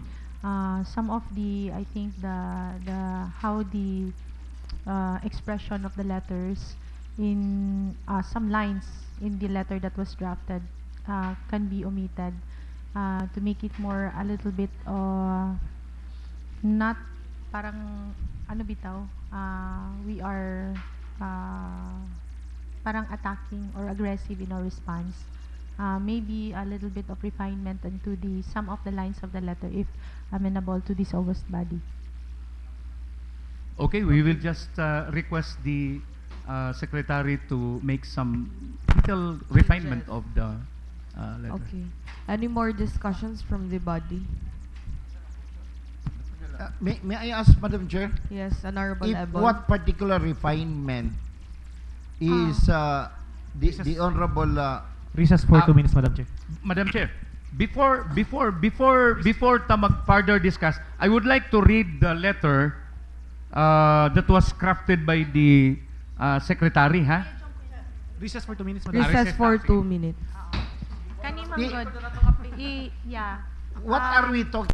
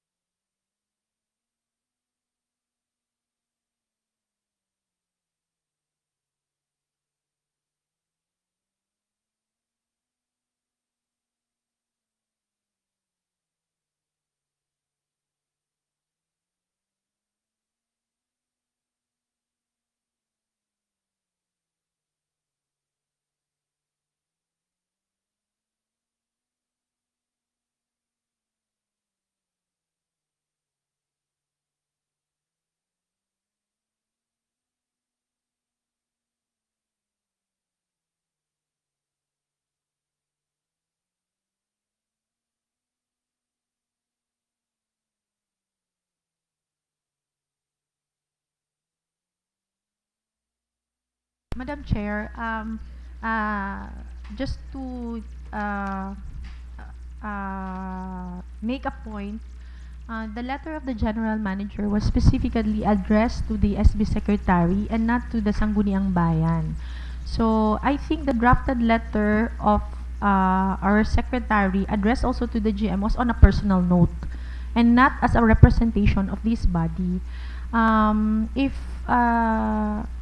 amenable to this August body, I would suggest that the Sangguniang Bayan will draft a letter. A separate letter? Yes, a separate letter addressed to the General Manager, specifically pointing out her concerns. So on the mistake, on the meeting date, admitting our mistake, nasayop man gyud ta sa pitsa on the invitation. And then, of course, on the aspect of the statements of the previous General Manager, Engineer Castro, as to what is the stand of this August body. So, that is if amenable to this August body and, of course, to the Chairman on the Committee on Rules. Okay, any more discussion? I would like to suggest, Madam Chair, that if the intention of Honorable Dayan Catalunya is to make an amendment to the committee report, then she can do that. I am encouraging her to do that during the amendment period of the committee report, Madam Chair. Okay na. Okay. Any amendments? Okay, Madam Chair, I would like to amend the recommendation of the committee as to the adoption of the letter, because again, as I said, the letter was addressed personally to the SB Secretary, and then the reply was also I think on a personal note. So on the amendment, I would like to change or maybe not to adopt the letter of the Secretary as a representation of this August body. And for the Sangguniang Bayan to formulate And a separate letter. Yes, and Okay. for the Sangguniang Bayan to formulate a separate letter communicating to the General Manager, Attorney Jordan Antonio, as to its reply on her queries. Any more amendments? Somebody has to second the amendment, Madam Chair. Yes, Madam Chair. I second to that amendment of Dr. Catalunya. Anyway, Madam Chair, it's just we will just make this as a formal action because we did already. No, we have already discussed all these things last the last time that the General Manager of the Samsuri Kutu was around. I am amenable with that, Madam Chair. I second the motion. It's being seconded. Back to the main motion as amended once. Any discussion? Objection? Then having none, motion is survival. Okay, so thank you, Madam Chair. I now go to the next committee report, which is committee report number 383. Again, from the Committee on Rules, Resolutions, and Ordinances. Subject here, an ordinance abolishing the vacant position of local legislative staff 2, salary grade 8, under the office of the municipal vice mayor, reverting its unutilized personnel services appropriations to the unappropriated balance fund for future position creation and structural reorganization.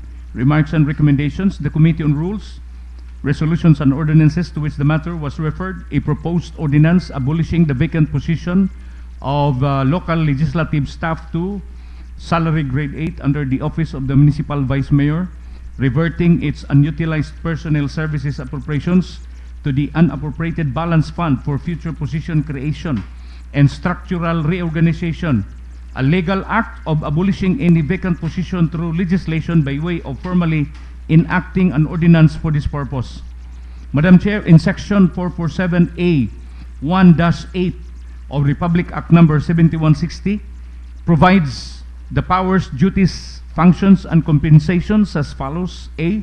Sangguniang Bayan as the legislative body of the municipality shall enact ordinances, approve resolutions, appropriate funds for the general welfare of the municipality and its inhabitants pursuant to Section 16 of this code, and in the proper exercise of the corporate powers of the municipality as provided for under Section 22 of this code, and shall 1.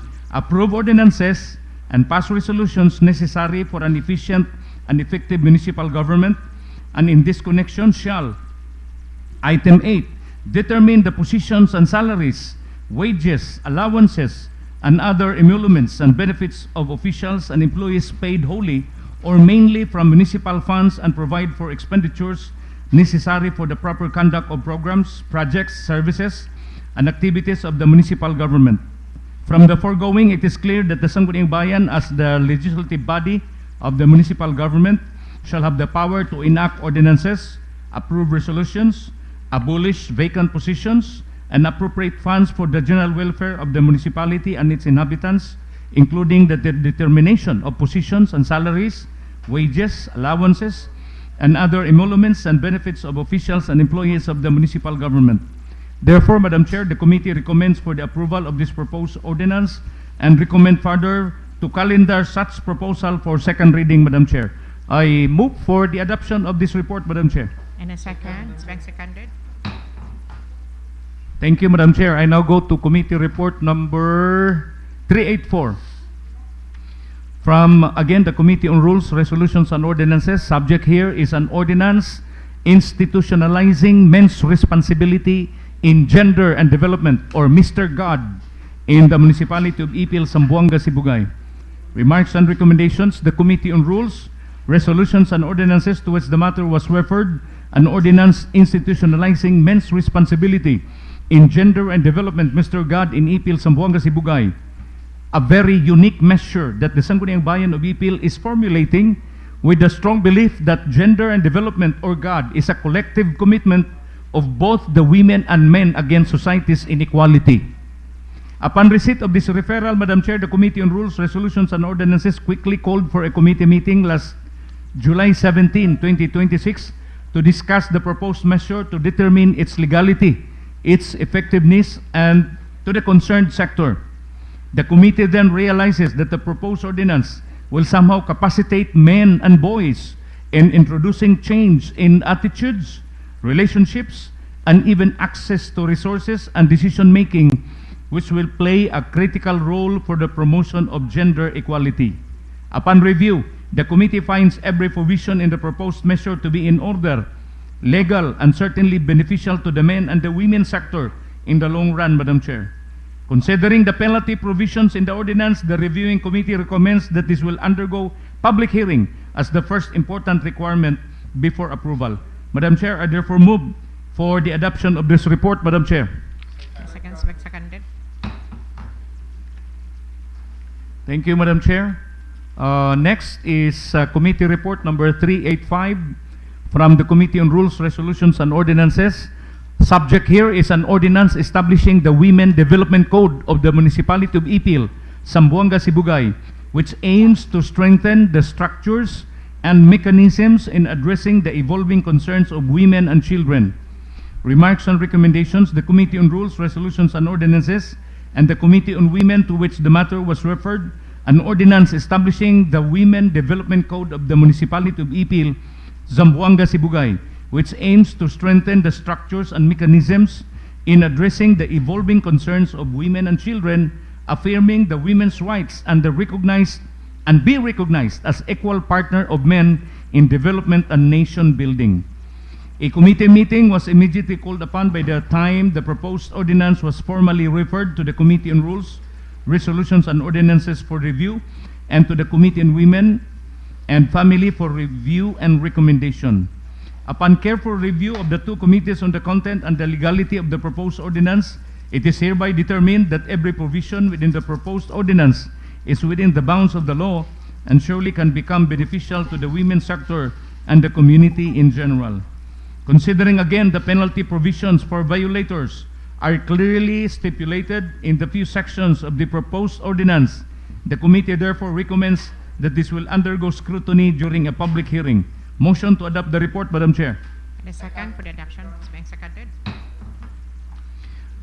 Committee report number 386, again from the Committee on Rules, Resolutions, and Ordinances, and the Committee on Agriculture.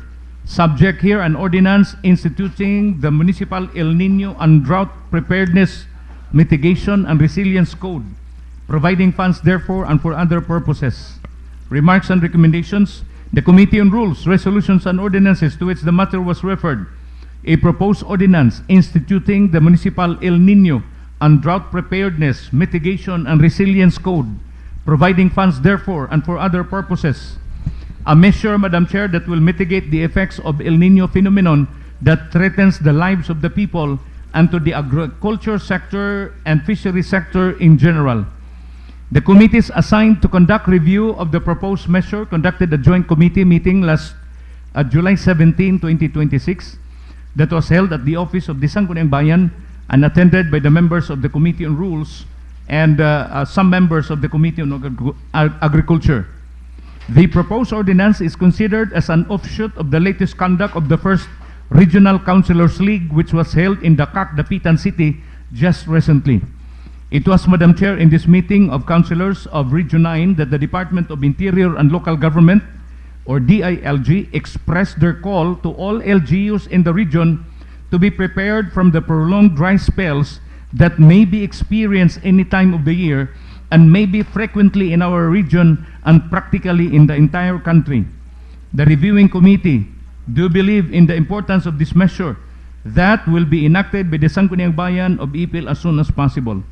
Again, Madam Chair, considering the penalty provisions found in the proposed measure, the two committees therefore recommend that this will undergo public hearing before proper discussions in the plenary during the second reading. Motion to adopt the report, Madam Chair. Second, being seconded.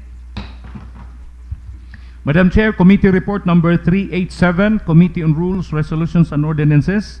Subject here is a proposed Memorandum of Agreement or MOA between the Local Government Unit of Ipil and Sibugay Technical Institute Incorporated for the on-the-job training OJT of students taking up Bachelor of Science in Social Work, BSSW, of STII that is equivalent to 1,000 hours. Remarks and recommendations. The Committee on Rules, Resolutions, and Ordinances, to which the matter was referred, a proposed Memorandum of Agreement or MOA between LGU-Ipil and STII for the on-the-job training of students taking up Bachelor of Science in Social Work, STII, equivalent to 1,000 hours. Upon receipt of this referral, a committee meeting was organized to study on the validity as well as the importance of the program to both parties involved in the proposal last July 17, 2026 at the Sangguniang Bayan Session Hall. The BSSW head, Marie Namalata, RSW, and her staff attended the said committee meeting and had a chance to explain the very details of the agreement. The program is an opportunity for the LGU to share expertise in the coming generation professionals who can help alleviate the living conditions of those who are less fortunate, vulnerable individuals, families, and communities. The committee, upon review of the content of the MOA, finds every provision to be in order within the bounds of the law and can greatly contribute to the general welfare of the students of STII. Therefore, approval of this MOA is hereby recommended by the committee to allow the local chief executive to enter into MOA with STII. Motion to adopt the report, Madam Chair. It's being seconded. Madam Chair, may I know from the proponent of this committee report, Madam Chair, with regards to 1,000-hour requirement, is that be given to each student? Yes, Madam Chair. In response to the query of Honorable Joel, it was clearly explained by the representative of STII that this 1,000 hours is for each student who will undergo on-the-job training. But, of course, this is not only for one semester. This is good for the whole school year already, Madam Chair. Okay. So, we will be having how many students and asamin natin I-distribute na sila. They will be, Madam Chair, in response again, they will be distributed to the different offices, particularly under the Municipal Social Welfare and Development Office. There are 30 so far, 30 students, and we even asked the committee during the meeting. We asked the representative of STII as well as the MSWD if we can still accommodate. But of course, this 30 to 35 students will be prorated in the different offices under the MSWD. We can accommodate, Madam Chair. Okay. In fact, Madam Chair, in addition, bisag wala ni gipangutana sa mga membro sa Sangguniang Bayan, we would like to inform that during the meeting, we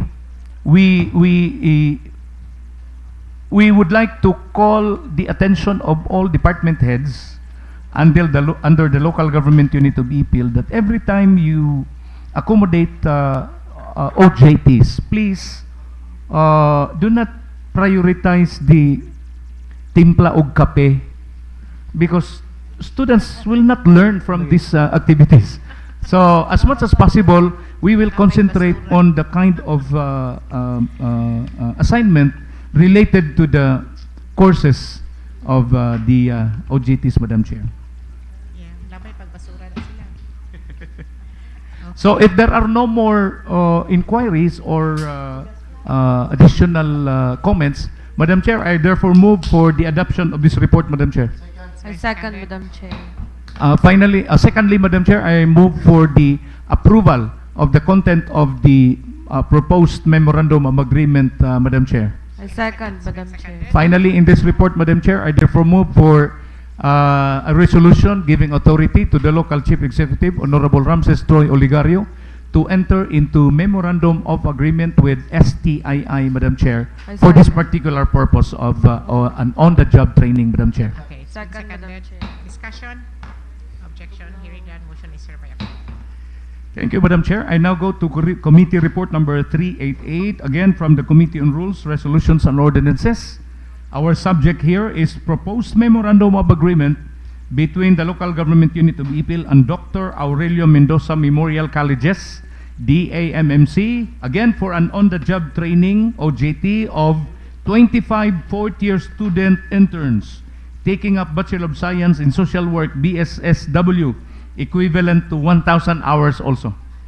Remarks and recommendations, the Committee on Rules, Resolutions, and Ordinances to which the matter was referred, a proposed memorandum of agreement or MOA between the local government unit of Ipil and Dr. Aurelio Mendoza Memorial Colleges, DAMMC, for an on-the-job training, OJT, of 25 fourth-year student interns taking up Bachelor of Science in Social Work, or BSSW.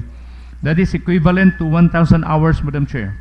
Upon receipt of this referral, a committee meeting was organized to study on the validity as well as the importance of the program to both parties involved in the proposal last July 17, 2026 at the Sangguniang Bayan Session Hall. Again, we invited the representatives of the Dean of College of the Social Works, College of Social Works of the AMMC, in the person of Miss Stephanie Banghulot, who attended the said committee meeting and had the chance to explain the very details of the agreement, citing that the MSWDO is an ideal agency for the students to undergo on-the-job training as the requirement for the curriculum, as well as to enhance their knowledge and skills on the chosen field to prepare them for employment after graduation. The committee, upon review of the content of the MOA, finds every provision to be in order within the bounds of the law and can greatly contribute to the general welfare of the graduating students of the MMMC. Therefore, approval of this MOA is hereby recommended by the reviewing committee, Madam Chair, and to allow the local chief executive to enter into an agreement with DMMC. Motion to adopt the report, Madam Chair. Second. It's been seconded. Another motion, Madam Chair, to approve the content of the proposed memorandum of agreement between LGU-Ipil and DAMMC, Madam Chair. It's been seconded. Finally, Madam Chair, I move for a resolution giving authority to our Municipal Chief Executive, Honorable Ramses Troy Oligario, to enter into memorandum of agreement with Dr. Aurelio Mendoza Memorial Colleges, AMMC, for this on-the-job training of 25 fourth-year students under the Bachelor of Science in Social Works, BSSW, Madam Chair. Has been seconded. Discussion, objection, hearing none, motion is hereby approved. Madam Chair, thank you. I now go to Committee Report number 389. Again, from the Committee on Rules, Resolutions and Ordinances. Subject here is a proposed Memorandum of Agreement between the Local Government Unit of Ipil and Zamboanga Peninsula Polytechnic State University for a summer immersion of 3 third-year students taking up Bachelor of Technical Vocational Teacher Education, major in Electrical Technology, equivalent to 240 hours. Remarks and recommendations. The Committee on Rules, Resolutions and Ordinances, to which the matter was referred, a proposed Memorandum of Agreement between the Local Government Unit of Ipil and Zamboanga Peninsula Polytechnic State University, ZPPSU, based in Zamboanga City, for the summer immersion of only 3, Madam Chair, third-year students taking up Bachelor of Technical Vocational Teacher Education, major in Electrical Technology, equivalent to 240 hours. Upon receipt of this formal referral, Madam Chair, a committee meeting was organized to study on the validity as well as the importance of the program to both parties involved last July 17, 2026 at the Sangguniang Bayan Session Hall. The committee, upon review of the content of the MOA, finds every provision to be in order within the bounds of the law and can greatly contribute to the general welfare of particularly the 3 students of CPPSU. Therefore, Madam Chair, approval of this MOA is hereby recommended by the reviewing committee and to allow the local chief executive to enter into MOA with ZPPSU. And by the way, Madam Chair, these 3 students will definitely be assigned at the engineering office, Madam Chair, considering the nature of their course, Madam Chair. I therefore move to adopt the report, Madam Chair. In a second, the adoption is being seconded. I also move for the approval of the content of the MOA between LGU-Ipil and Zamboanga Peninsula Polytechnic State University, Madam Chair, ZPPSU. In a second, it's been seconded by Honorable Ebon. Finally, in this report, Madam Chair, I therefore move for a resolution authorizing the local chief executive, Honorable Ramses Troy Oligario, to enter into Memorandum of Agreement with Zamboanga Peninsula Polytechnic State University, or CPPSU, Madam Chair. Being seconded. Honorable Ebon. Discussion, objection, having none, motion is hereby approved. Finally, Madam Chair, Committee Report number 390 from the Committee on Rules, Resolutions and Ordinances. Subject here, a consultative meeting on school traffic concerns and safety. Actually, this was referred to the Committee on Public Transportation. Madam Chair, considering that the committee chairman was on leave, so as member of the committee, Madam Chair, I was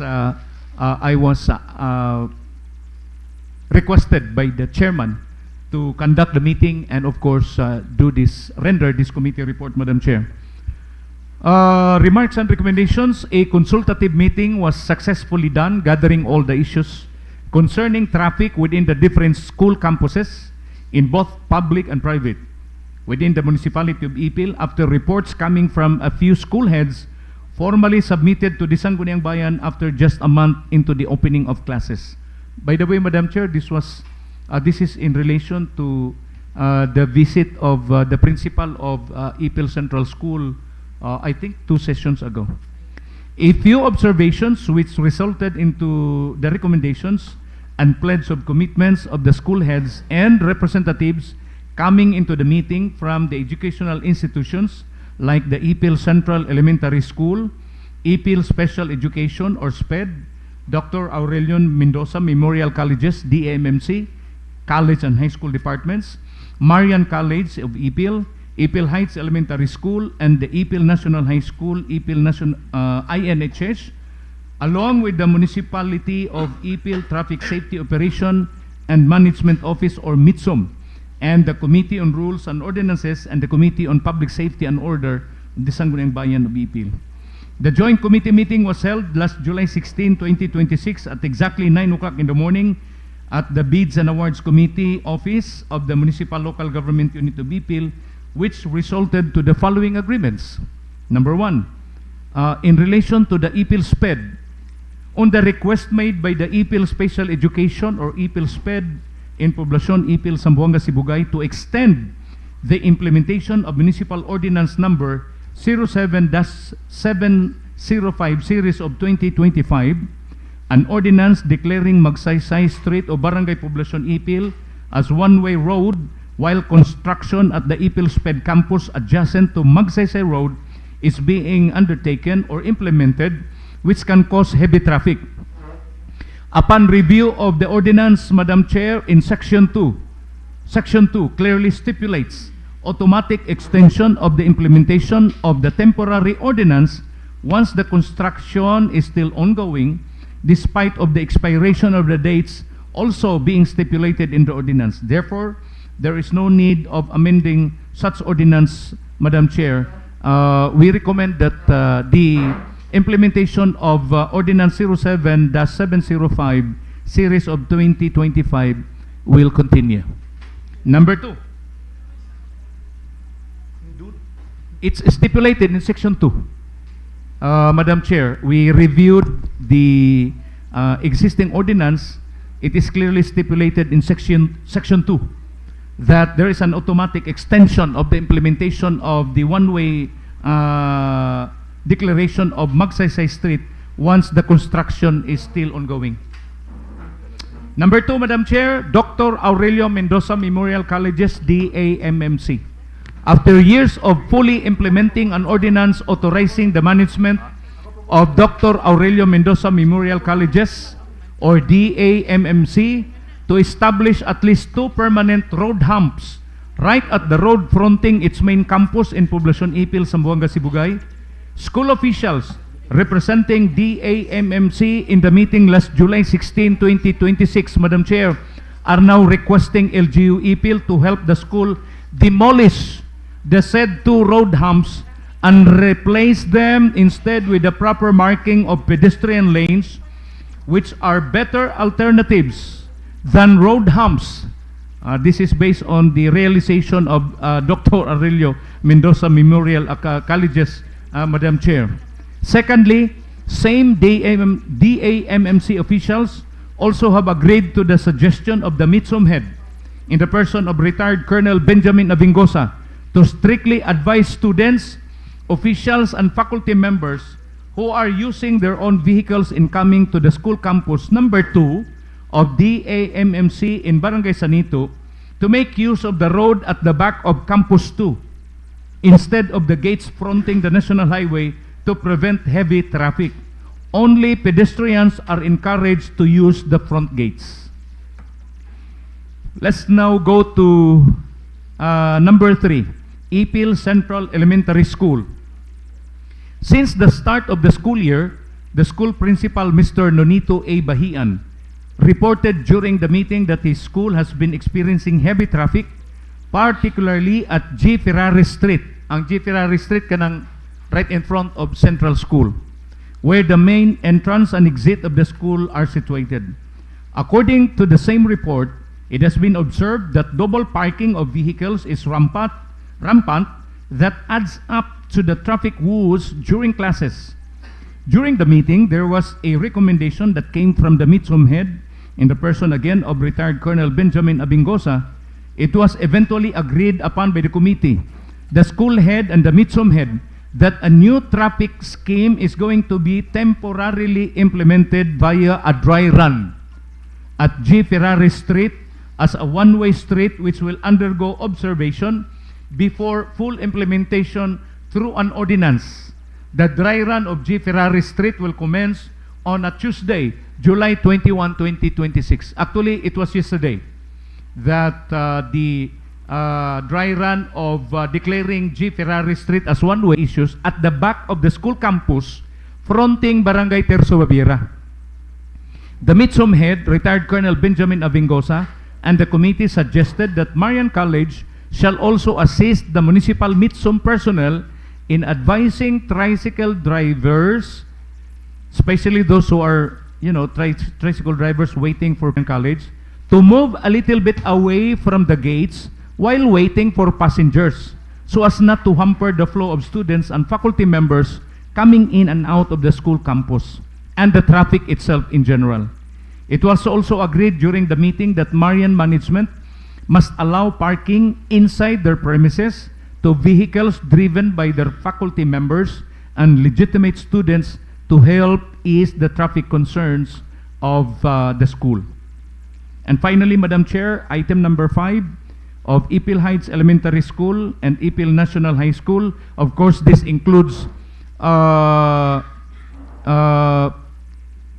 Western Mindanao State University, although there was no representative coming from WIMSU during the meeting.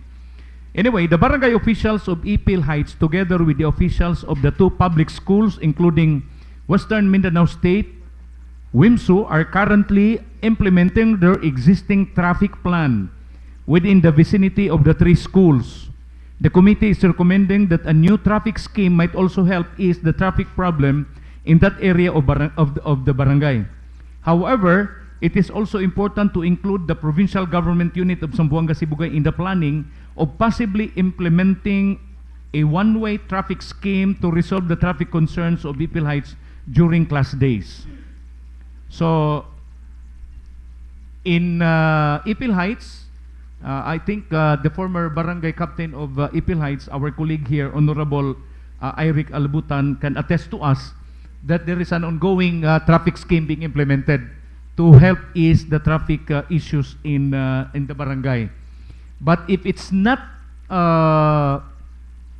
effective, then we will go to the next level, which is perhaps to declare one-way traffic in that road going up to the provincial government. That is why we need to also include the provincial government of Zamboanga Sibugay in the planning, if ever the scheme right now that is being implemented by Barangay Ipil Heights will not become effective.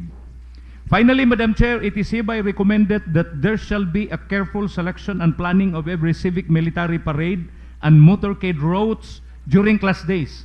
Moni ang reklamo sa AMMC, Ipil Central School, Ipil SPED, kung naay mga activities unya na sila klase na mga parade, dapat daw dili paagion dito sa ilang eskwelahan kay makasamok sa mga estudyante. That is why we recommend to the MITSOM that every time a motorcade is going to be to happen in the municipality of Ipil, as much as possible, they will formulate a new route, Madam Chair. There shall be no more school campuses, elementary, high school, or college that will become part of the route of such activities so that students will not be disturbed in their classrooms. Madam Chair, I therefore move for the adoption of the report, Madam Chair. Second. It's been seconded. Recess, recess for 5 minutes.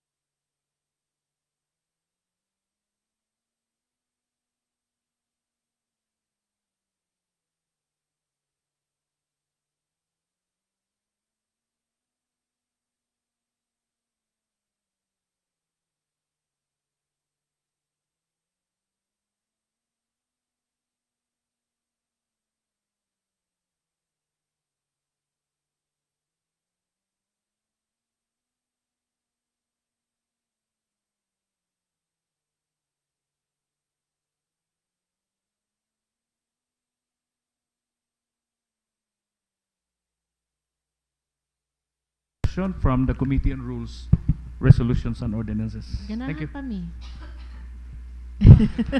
Ganahan pa mi.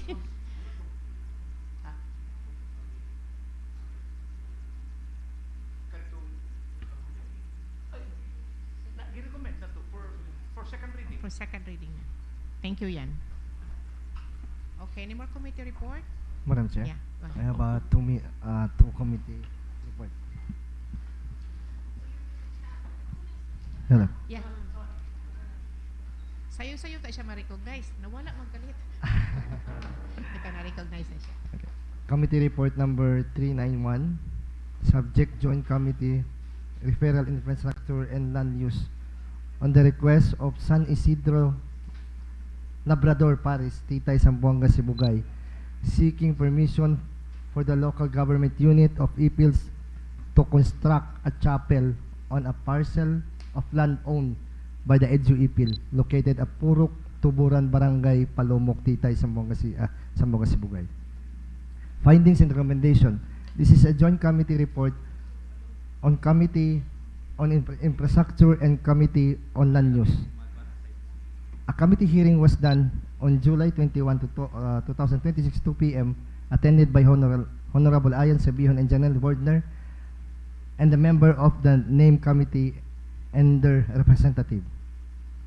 The hearing was about the request from the residents of the Palomok, Titay to use and build a chapel within the portion of lot owned by the local government of Ipil, intended and used as a quarry site. The hearing was also attended by a representative from MPDC, who explained that the subject lot was a protected property according to the DNR. Considering that the subject matter requires further clarification, it was concluded that the joint site inspection to the quarry site along with the concerned departments of LGU-Ipil must first be made before a clear response to the request of the residents of Palomok may be done. The plan for joint site inspection will be announced to all the members and parties as soon as the date of all concerned parties has been established. Therefore, Madam Chair, I move the adoption of the committee report number 391 and the Committee on Infrastructure and other concerned parties conduct a joint site inspection. Madam Chair. In a second. It's seconded by Honorable Sabihon. Thank you, Madam Chair. Discussion, Madam Chair. Yes. Go ahead. I heard that the request is addressed to the local government unit of Ipil. Yes. Yes. Ang katunang quarry na to sa Palomok. Yes. That will be Tukuran nila utilized for chapel. chapel. Pero kanang quarry wala na na siya. Kaya naman tayo bagong quarry. However, Madam Chair, may I ask the proponent of this committee report, Madam Chair, if is it within the bounds of the law? Because this is a government property. Go ahead. Yes. Pardon? Yes, that's Pardon, my Honorable. question, Madam Chair. If is it allowable that the local government unit of Ipil will donate a parcel of land that will be utilized Separation of state. for the construction of a chapel? Use of frac na lang siguro. Pero naamag ko tayo gigingon nga recess ata. Di ba, Separation dili man- of the church separation, and the yes. state. State. Separation of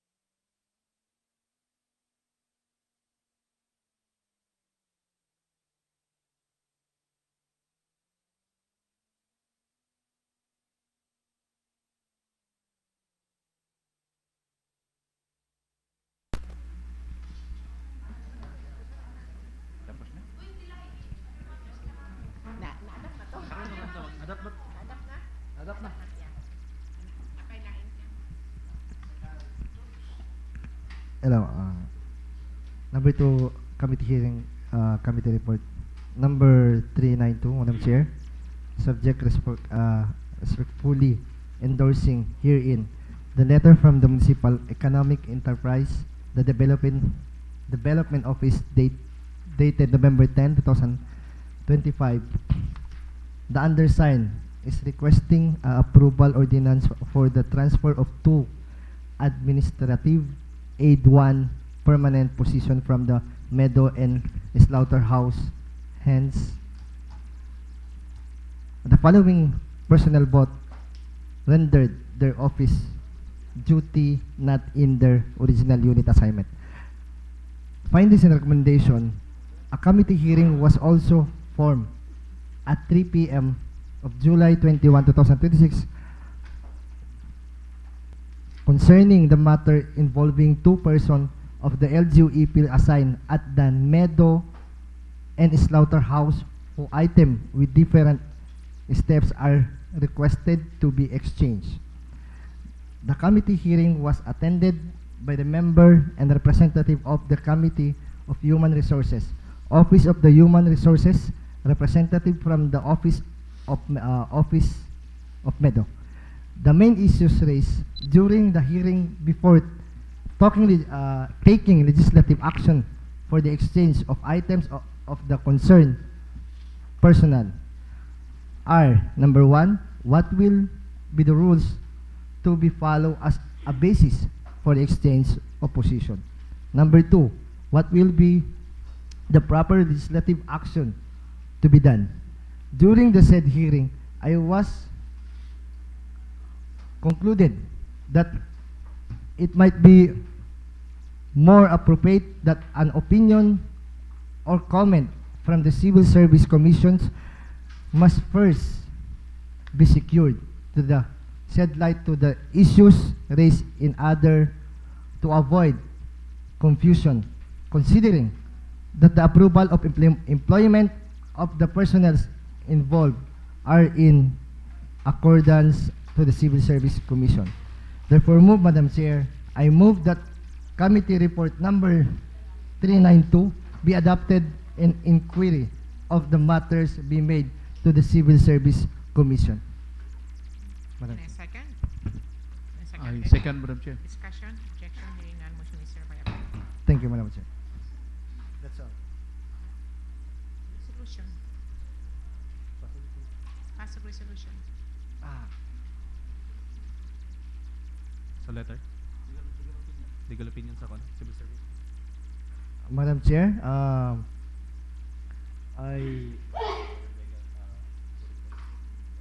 I pass a resolution for the request for the Legal opinion legal opinion, Madam Chair, sa civil service. for the civil service.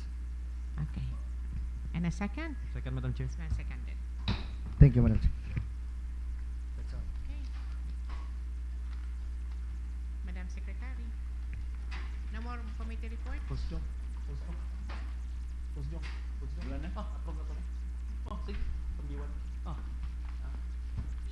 Meron pa. Hello.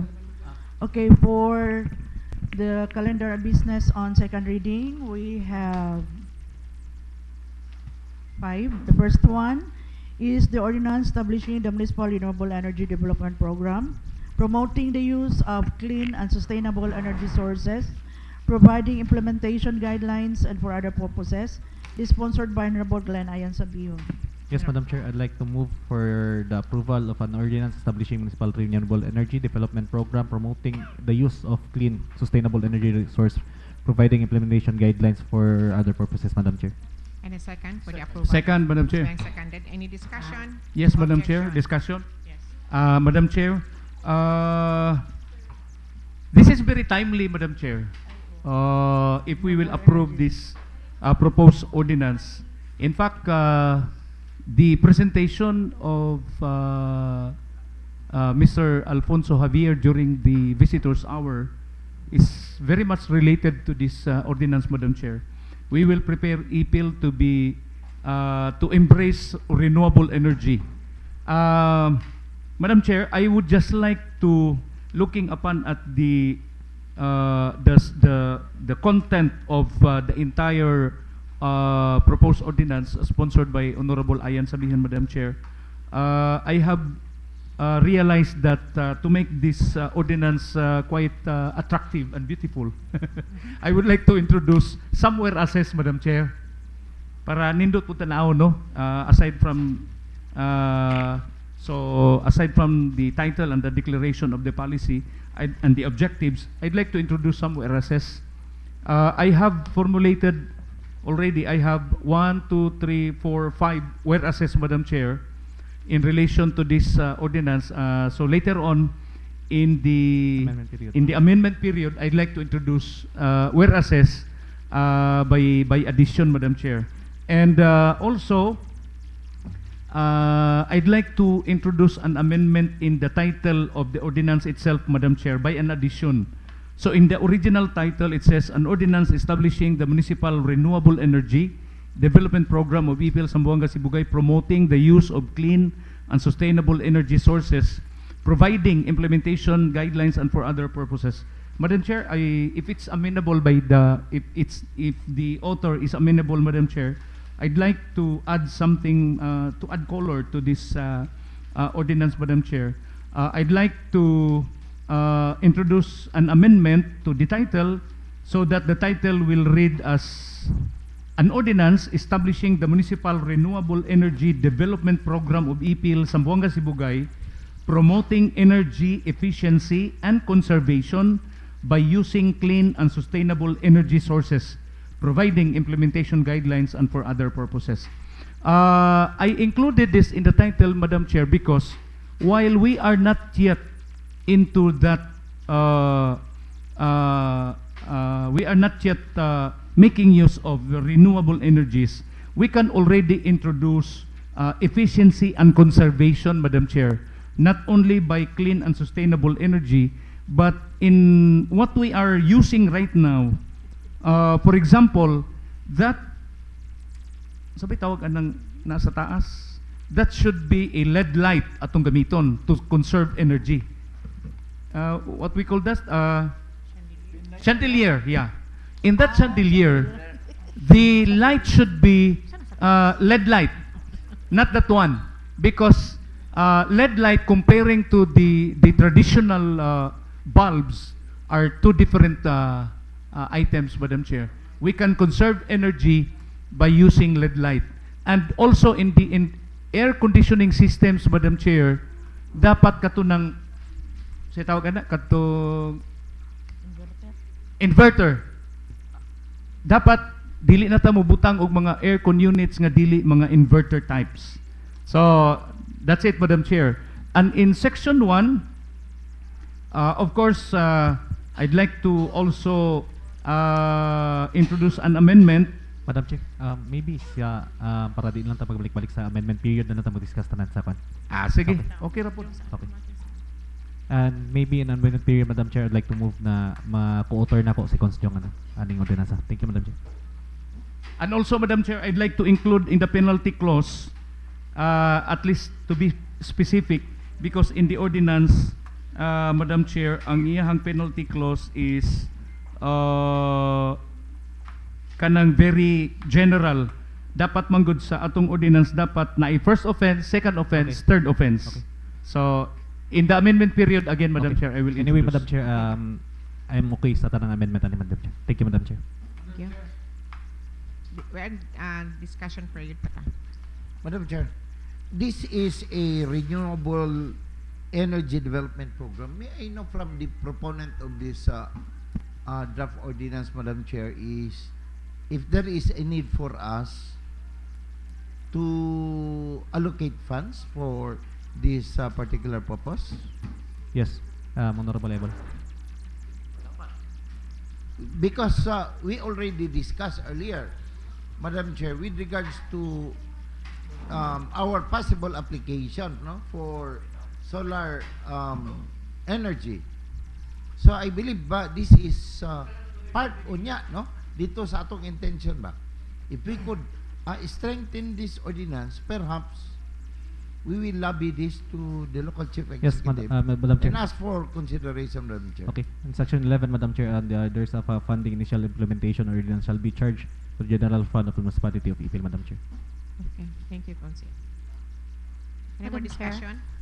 Yes, may I know from the proponent if he have a specific budget allocation or maybe percentage as to the implementation of all the programs that are incorporated, since I don't think that this is Yan na lang. concentrated only in the munisipyo, because there are other mga incentives and also mga programs and trainings and even kaning support no sa mga RE entrepreneurs and even sa barangay level.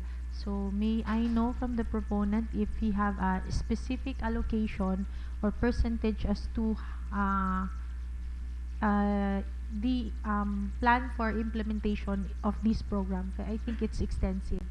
Honorable Sabihan. Yes, Madam Chair, maybe request for 2 minutes. Wala. Recess.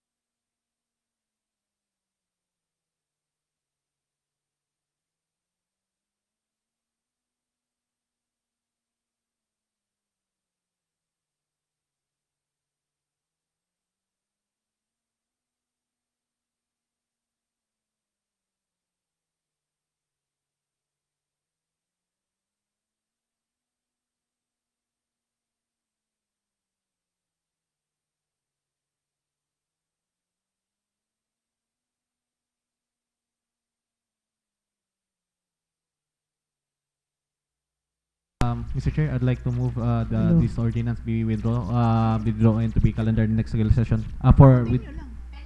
Pending, okay. Oh, sorry. Okay, Madam.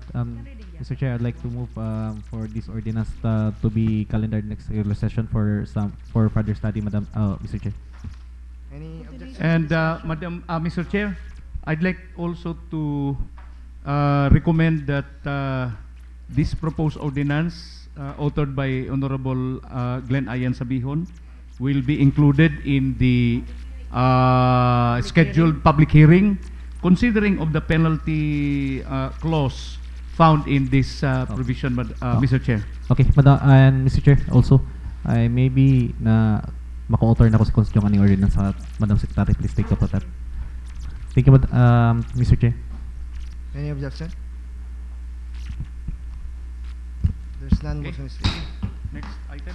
Okay, item B, an ordinance prescribing the implementation of the Smart and Safe City program of municipality providing funds, therefore, and for other purposes. Again, it's sponsored by Honorable Glenn Ayan Sabihon. Still, Madam Chair, I'd like to move this ordinance to lay on the table on to be calendar in the next regular session, Madam Chair. Mr. Chair, sorry.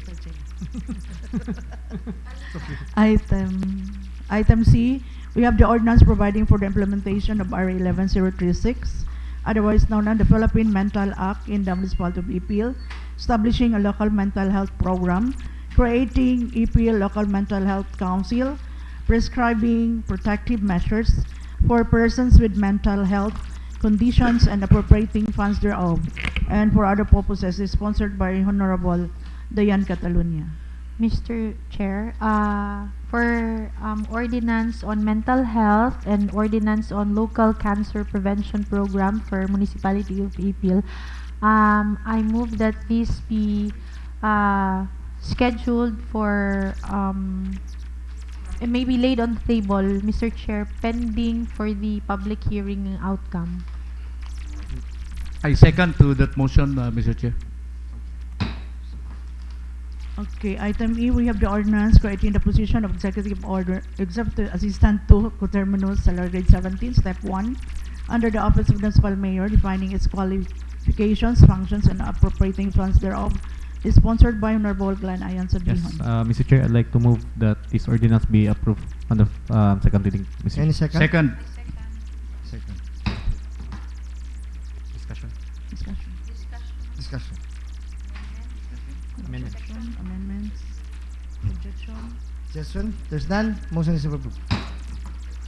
Okay, for business of third and final reading, we have the ordinance amending the title, the fourth whereas clause, section 3-1, and related provisions of the ordinance entitled, an ordinance adopting the regulatory policy and guidelines on the allocation of temporary vending slots, prioritizing the 115 legitimate vendors registered with MIDO, establishing a mandatory two-step process to mitigate displacement caused by the demolition of the covered court in the Ipil Public Market to Don Andres, expanding the ceiling to 146 slots to provide a fiscal integration and amnesty window for displaced delinquent vendors.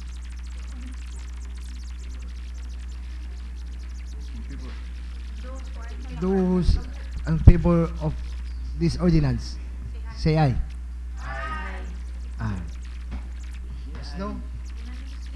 Okay. Unanimous. Well, on other matters, sir. Any other matters? Mr. Chair, Yes, for Honorable the other Catalina. matters, may we suspend the rule to accommodate the SB Secretary, Ma'am Iselita Iguia, pertaining to the concern on the matter of the Sansureco 2, Mr. Chair. Rule suspended. Okay, thank you and good morning. Before I will take on the subject matter on the very controversial Samsureco letter, I just would like to inform everyone that yesterday my attention was called by the HRMO. If you remember, the supplemental budget number 2 was already approved, and they are asking for an ordinance on the position of the pharmacists. And if you remember, there was no plantilla ordinance approved creating the position of the pharmacist. So they could not publish the position considering they don't have any basis. And they gave me a citation on the case of Eloisa Tolentino versus Attorney Roy Loyola, GR number 153809. And when I review this, it applies to the position being included in the annual budget. Wala siya creation, but the position was approved sa plantilla. So, naay appointment gihimo sa position. But this applies to annual budget. And comparing sa supplemental budget number 2 nga na-approve sa Sangguniang Bayan of Ipil, we are talking of the supplemental budget. We're talking of the supplemental budget. So I said I will refer this to the Sanggunian because they did not know that the position of the pharmacist was included in the plantilla. So I said I'll be discussing this now because there is a general rule that prior to the appointment of a position, the position must be created first with the allocation of funds. And in that plantilla ordinance, included na ang iyang rules and responsibilities and the educational and experience qualification. So I will be giving this back to the Sanggunian because they give me a citation which is comparable to this situation. This is an exception to the general rule, the case of Eloisa Tolentino versus Attorney Roy Loyola.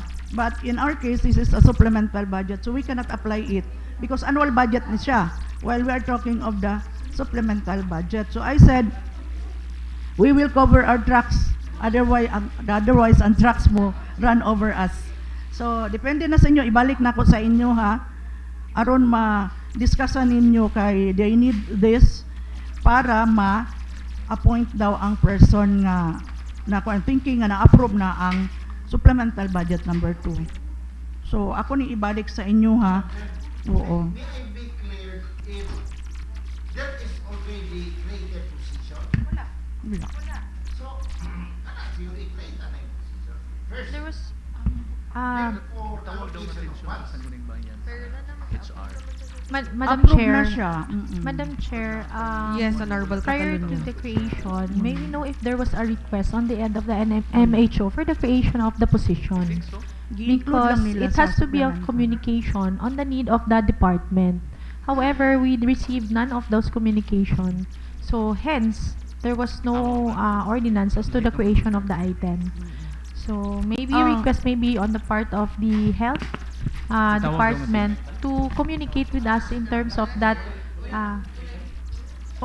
Kay og imong kuan compared diri sa citation nga ilang gihatag, there was a communication from the mayor for the creation of the 24 positions. But ang gi-approve sa Sanggunian is only 19 positions. So nawala ang 5. Mutong gi-insert nila sa annual budget which the court, the Supreme Court, girule niya nga legal ang ilahang gihimo. So this is an exception to the general rule nga without creation, nasulod siya sa sa annual. So akong ibalik ninyo para mastadihan. Kaya they are asking for the ordinance. To that extent, the communication as to that extent on the request of the item. So may we have Madam Chair, yes. Madam Chair, may I ask if kanang wa pag siya napil kay wala, we will ask the HR to at least Recess Can we for have 2 a minutes, recess? Madam Chair. this is Ako lang ihatag background ni Vice kay wala man siya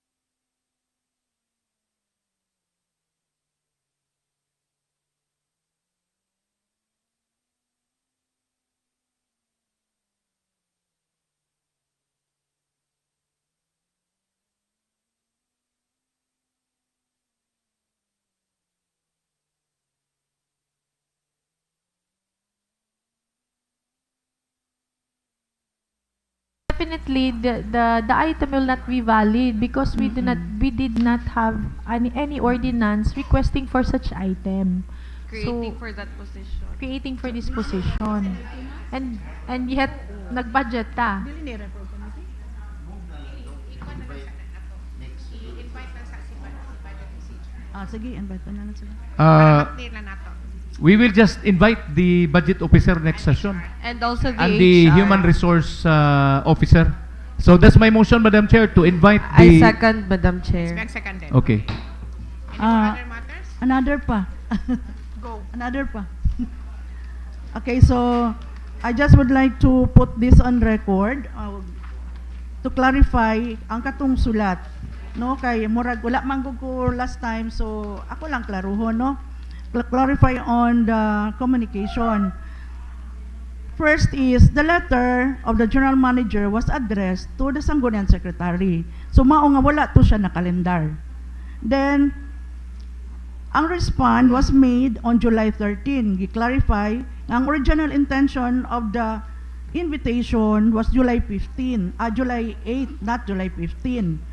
And then naka-set naman ko og leave moto nga ako asya nga gitubag.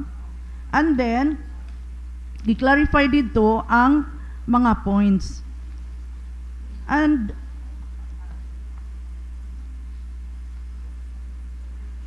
with regards to the appearance of General Castro, purportedly, General Engineer, sorry. Former GM then, a shortcut. Purportedly attended the session in behalf of the cooperative. Naka-state man gud sa sulat, stating he was not authorized. So, akong gi-clarify nga, walay invitation, he just came here on his own personal initiative, no? And then wala man giingon nga nagrepresent siya sa Samsureco. So gi-clarify lang gyud na siya nga wala pod giingon sa SB nga gi-accept siya nga nagrepresent siya dito. He came here, invited himself. Then with regards to her statement nga she formally informed nga she did not receive the invitation directing the co-op attendance to the session on July 8. And I clarified nga she was not directed. She was just invited. No? Kay murag ang word ba nga gigamit murag ngoy nakapabugat. Only ang secretary ang gidirekan sa sanggunian nga i-invite siya. Okay. Then given to the statement of Engineer Castro kay yamang gusto diri nga gi-request niya ang sanggunian secretary to rectify the statements and representations he made as they are manifested without the authority of the cooperative. So gi-clarify lang gyud nako nga dili pwede matangtang ang iyang statement because it's part of the transcription. And then, iya man tong kaugalingon nga statement, dili man na nato controlled. Ang iyang manifestation was put on the record via letter. Dayon, giingnan pa siya nga, kung gusto siya nga, ihadyong ipatangtang na, she should come personally on July 15, which pwede niya nga ma-clarify and ma-appraise ang sanggunian regarding sa current operation and management sa cooperative. Then, pwede pod ma-address ang issues kay public concern siya, and then mo na ang time na pwede niya nga mapahibalo tungod kay kinahanglan pod mahibaw-an sa katawhan ang kadtong gihimo karon nga averaging system instead of meter reading. So muna ang sulod sa ako ang letter, muna niin ko I take full responsibility because I was just responding sa iya nga sulat. First, tungod kay address ako and then naka-set na ko for leave that week. So wala na ko'y time nga mo storya diri. So nagbilin ko og sulat by Monday to clarify because naa may mga giris niya nga request nga dili under sa authority sa secretary like to rectify some minutes. So procedural ang akong gikuan sa iya nga pwede niya iingon diri para diri sa session makuan ang iyang gusto. So ngulang to'y gusto na ko ipaabot Kay para ma-clarify ba kay orag lahi man gud ang misconception on the process. So kato lang. Thank you. Reaction, Madam Chair. Yes. In the first place, yes, it is very clear that the letter was addressed to the Sangguniang Bayan Secretary.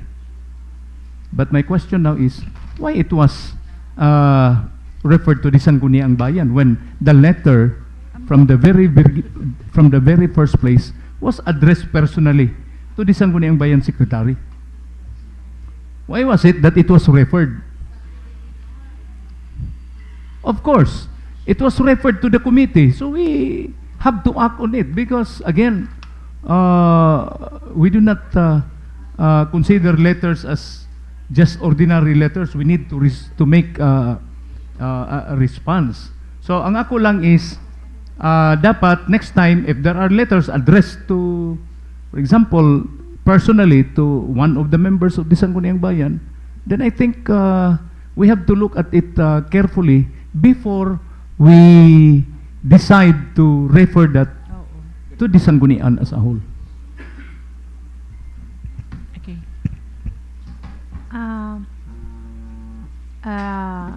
I think going back to Madam Chair, I think going back to the audience of the General Manager, she specifically addressed already some concerns on the letter, and that's why I think nga katong statement sa ato ang secretary about expressing it fully kung unsa ang iyahang tuyo personally by appearing before this on August body, she did that, and muna ang iyahang gi-specify jud dito as to the extent of the correction was only the date.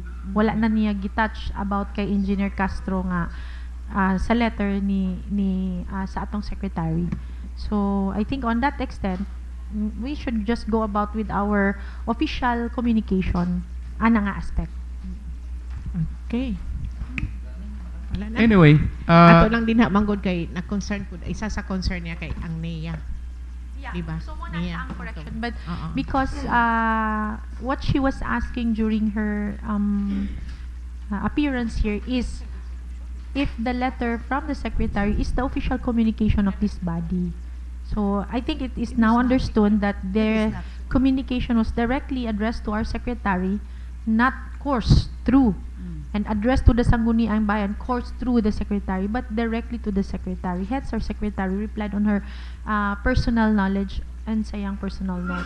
So for us, I think specify man dito niya as to the correction of the date and admission of the mistake.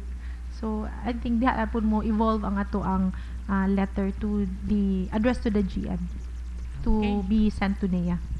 Ano mo? Recess ta? Recess. Okay na. Suspended. anyway, Madam Chair, during our session last week, when the General Manager of Samsoreco 2 was here, I think everything was already resolved. Cleared na tanan. This letter has been dragging us. Yeah, okay. So, I think we have already resolved everything. That is why, siguro on the part of the Sangguniang Bayan, we will just inform her of our, because she was very concerned of the statement, I think, from the NEA administrator. Kay matud pa niya, gikasabaan ko no siya sa NEA administrator.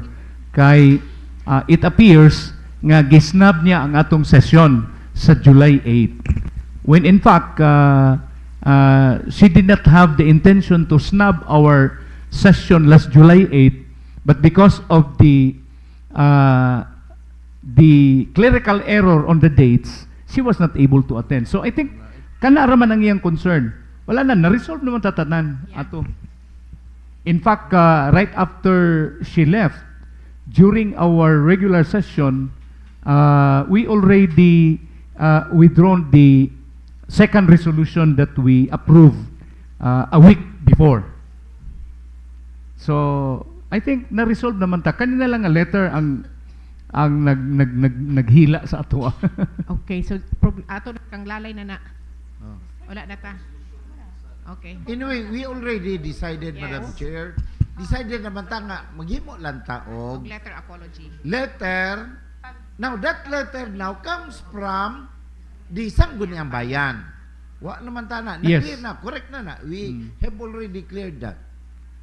We must not be bothered about reaction of the NIA.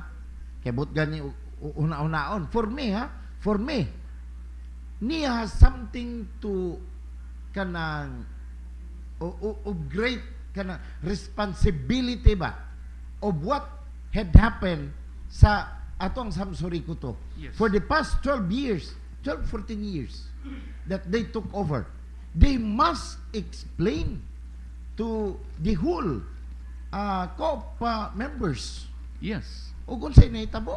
Kaya because when they took over, ang atong expectation nga ma-improve ang serbisyo sa Samsurico to. That's for Yes, me. I agree, Madam Chair. For me, Madam Chair, that's it. I agree with Honorable Joel. We must not be bothered by the action of the NIA. Yes, very much. I agree, Madam Chair. This is not about Attorney Antonio. And this is not about us, but this is about Samsoreco 2 in general and NEA. For 12 years, nothing have changed. In fact, mas nilala ang atong problema sa Samsoreco 2. And it was very clear. Wala man na-touch si Attorney Antonio sa atong mga statements because he was not involved during those times. Newbie siya, bago siyang nisulod sa Samsoreco. She intends to introduce changes in Samsoreco 2, which we are all hoping to happen. So, I think let us move forward. Let us just send this formal letter of response from the Sangguniang Bayan to the GM of Samsoreco 2. Okay. So, wala na. Back to order.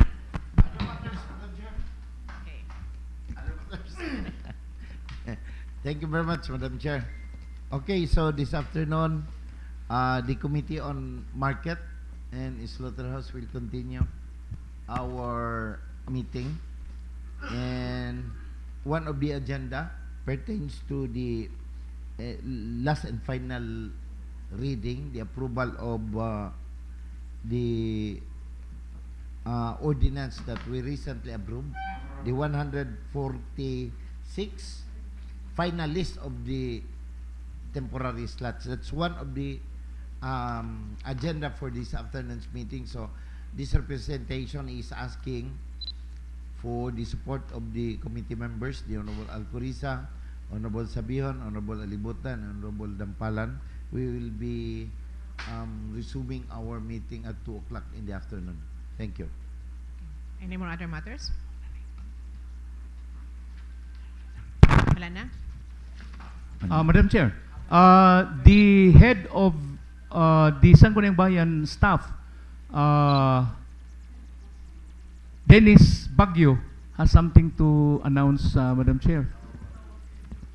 I move to suspend the rules, Madam Chair, to accommodate the request of the head of all the Sangguniang Bayan staff, Madam Chair.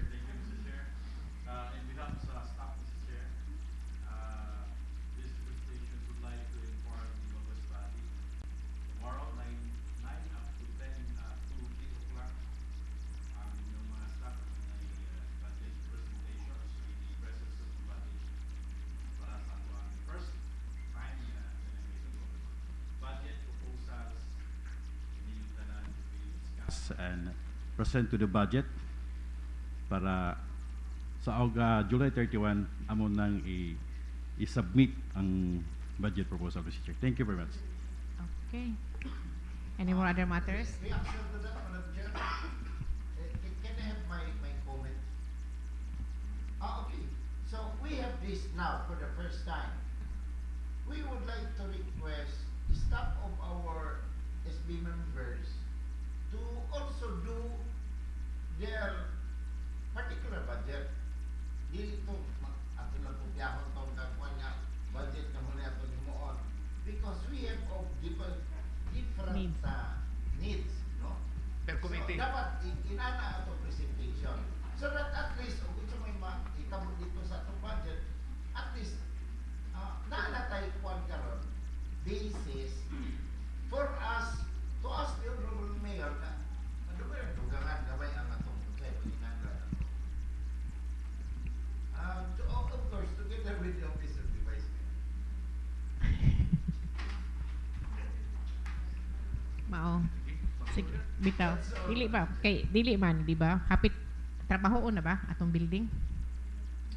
Fourth quarter pa. Sige. Dapat fourth quarter pa. Daghang pag quarter oy. Last quarter na rin na, fourth quarter. Okay. So back to order.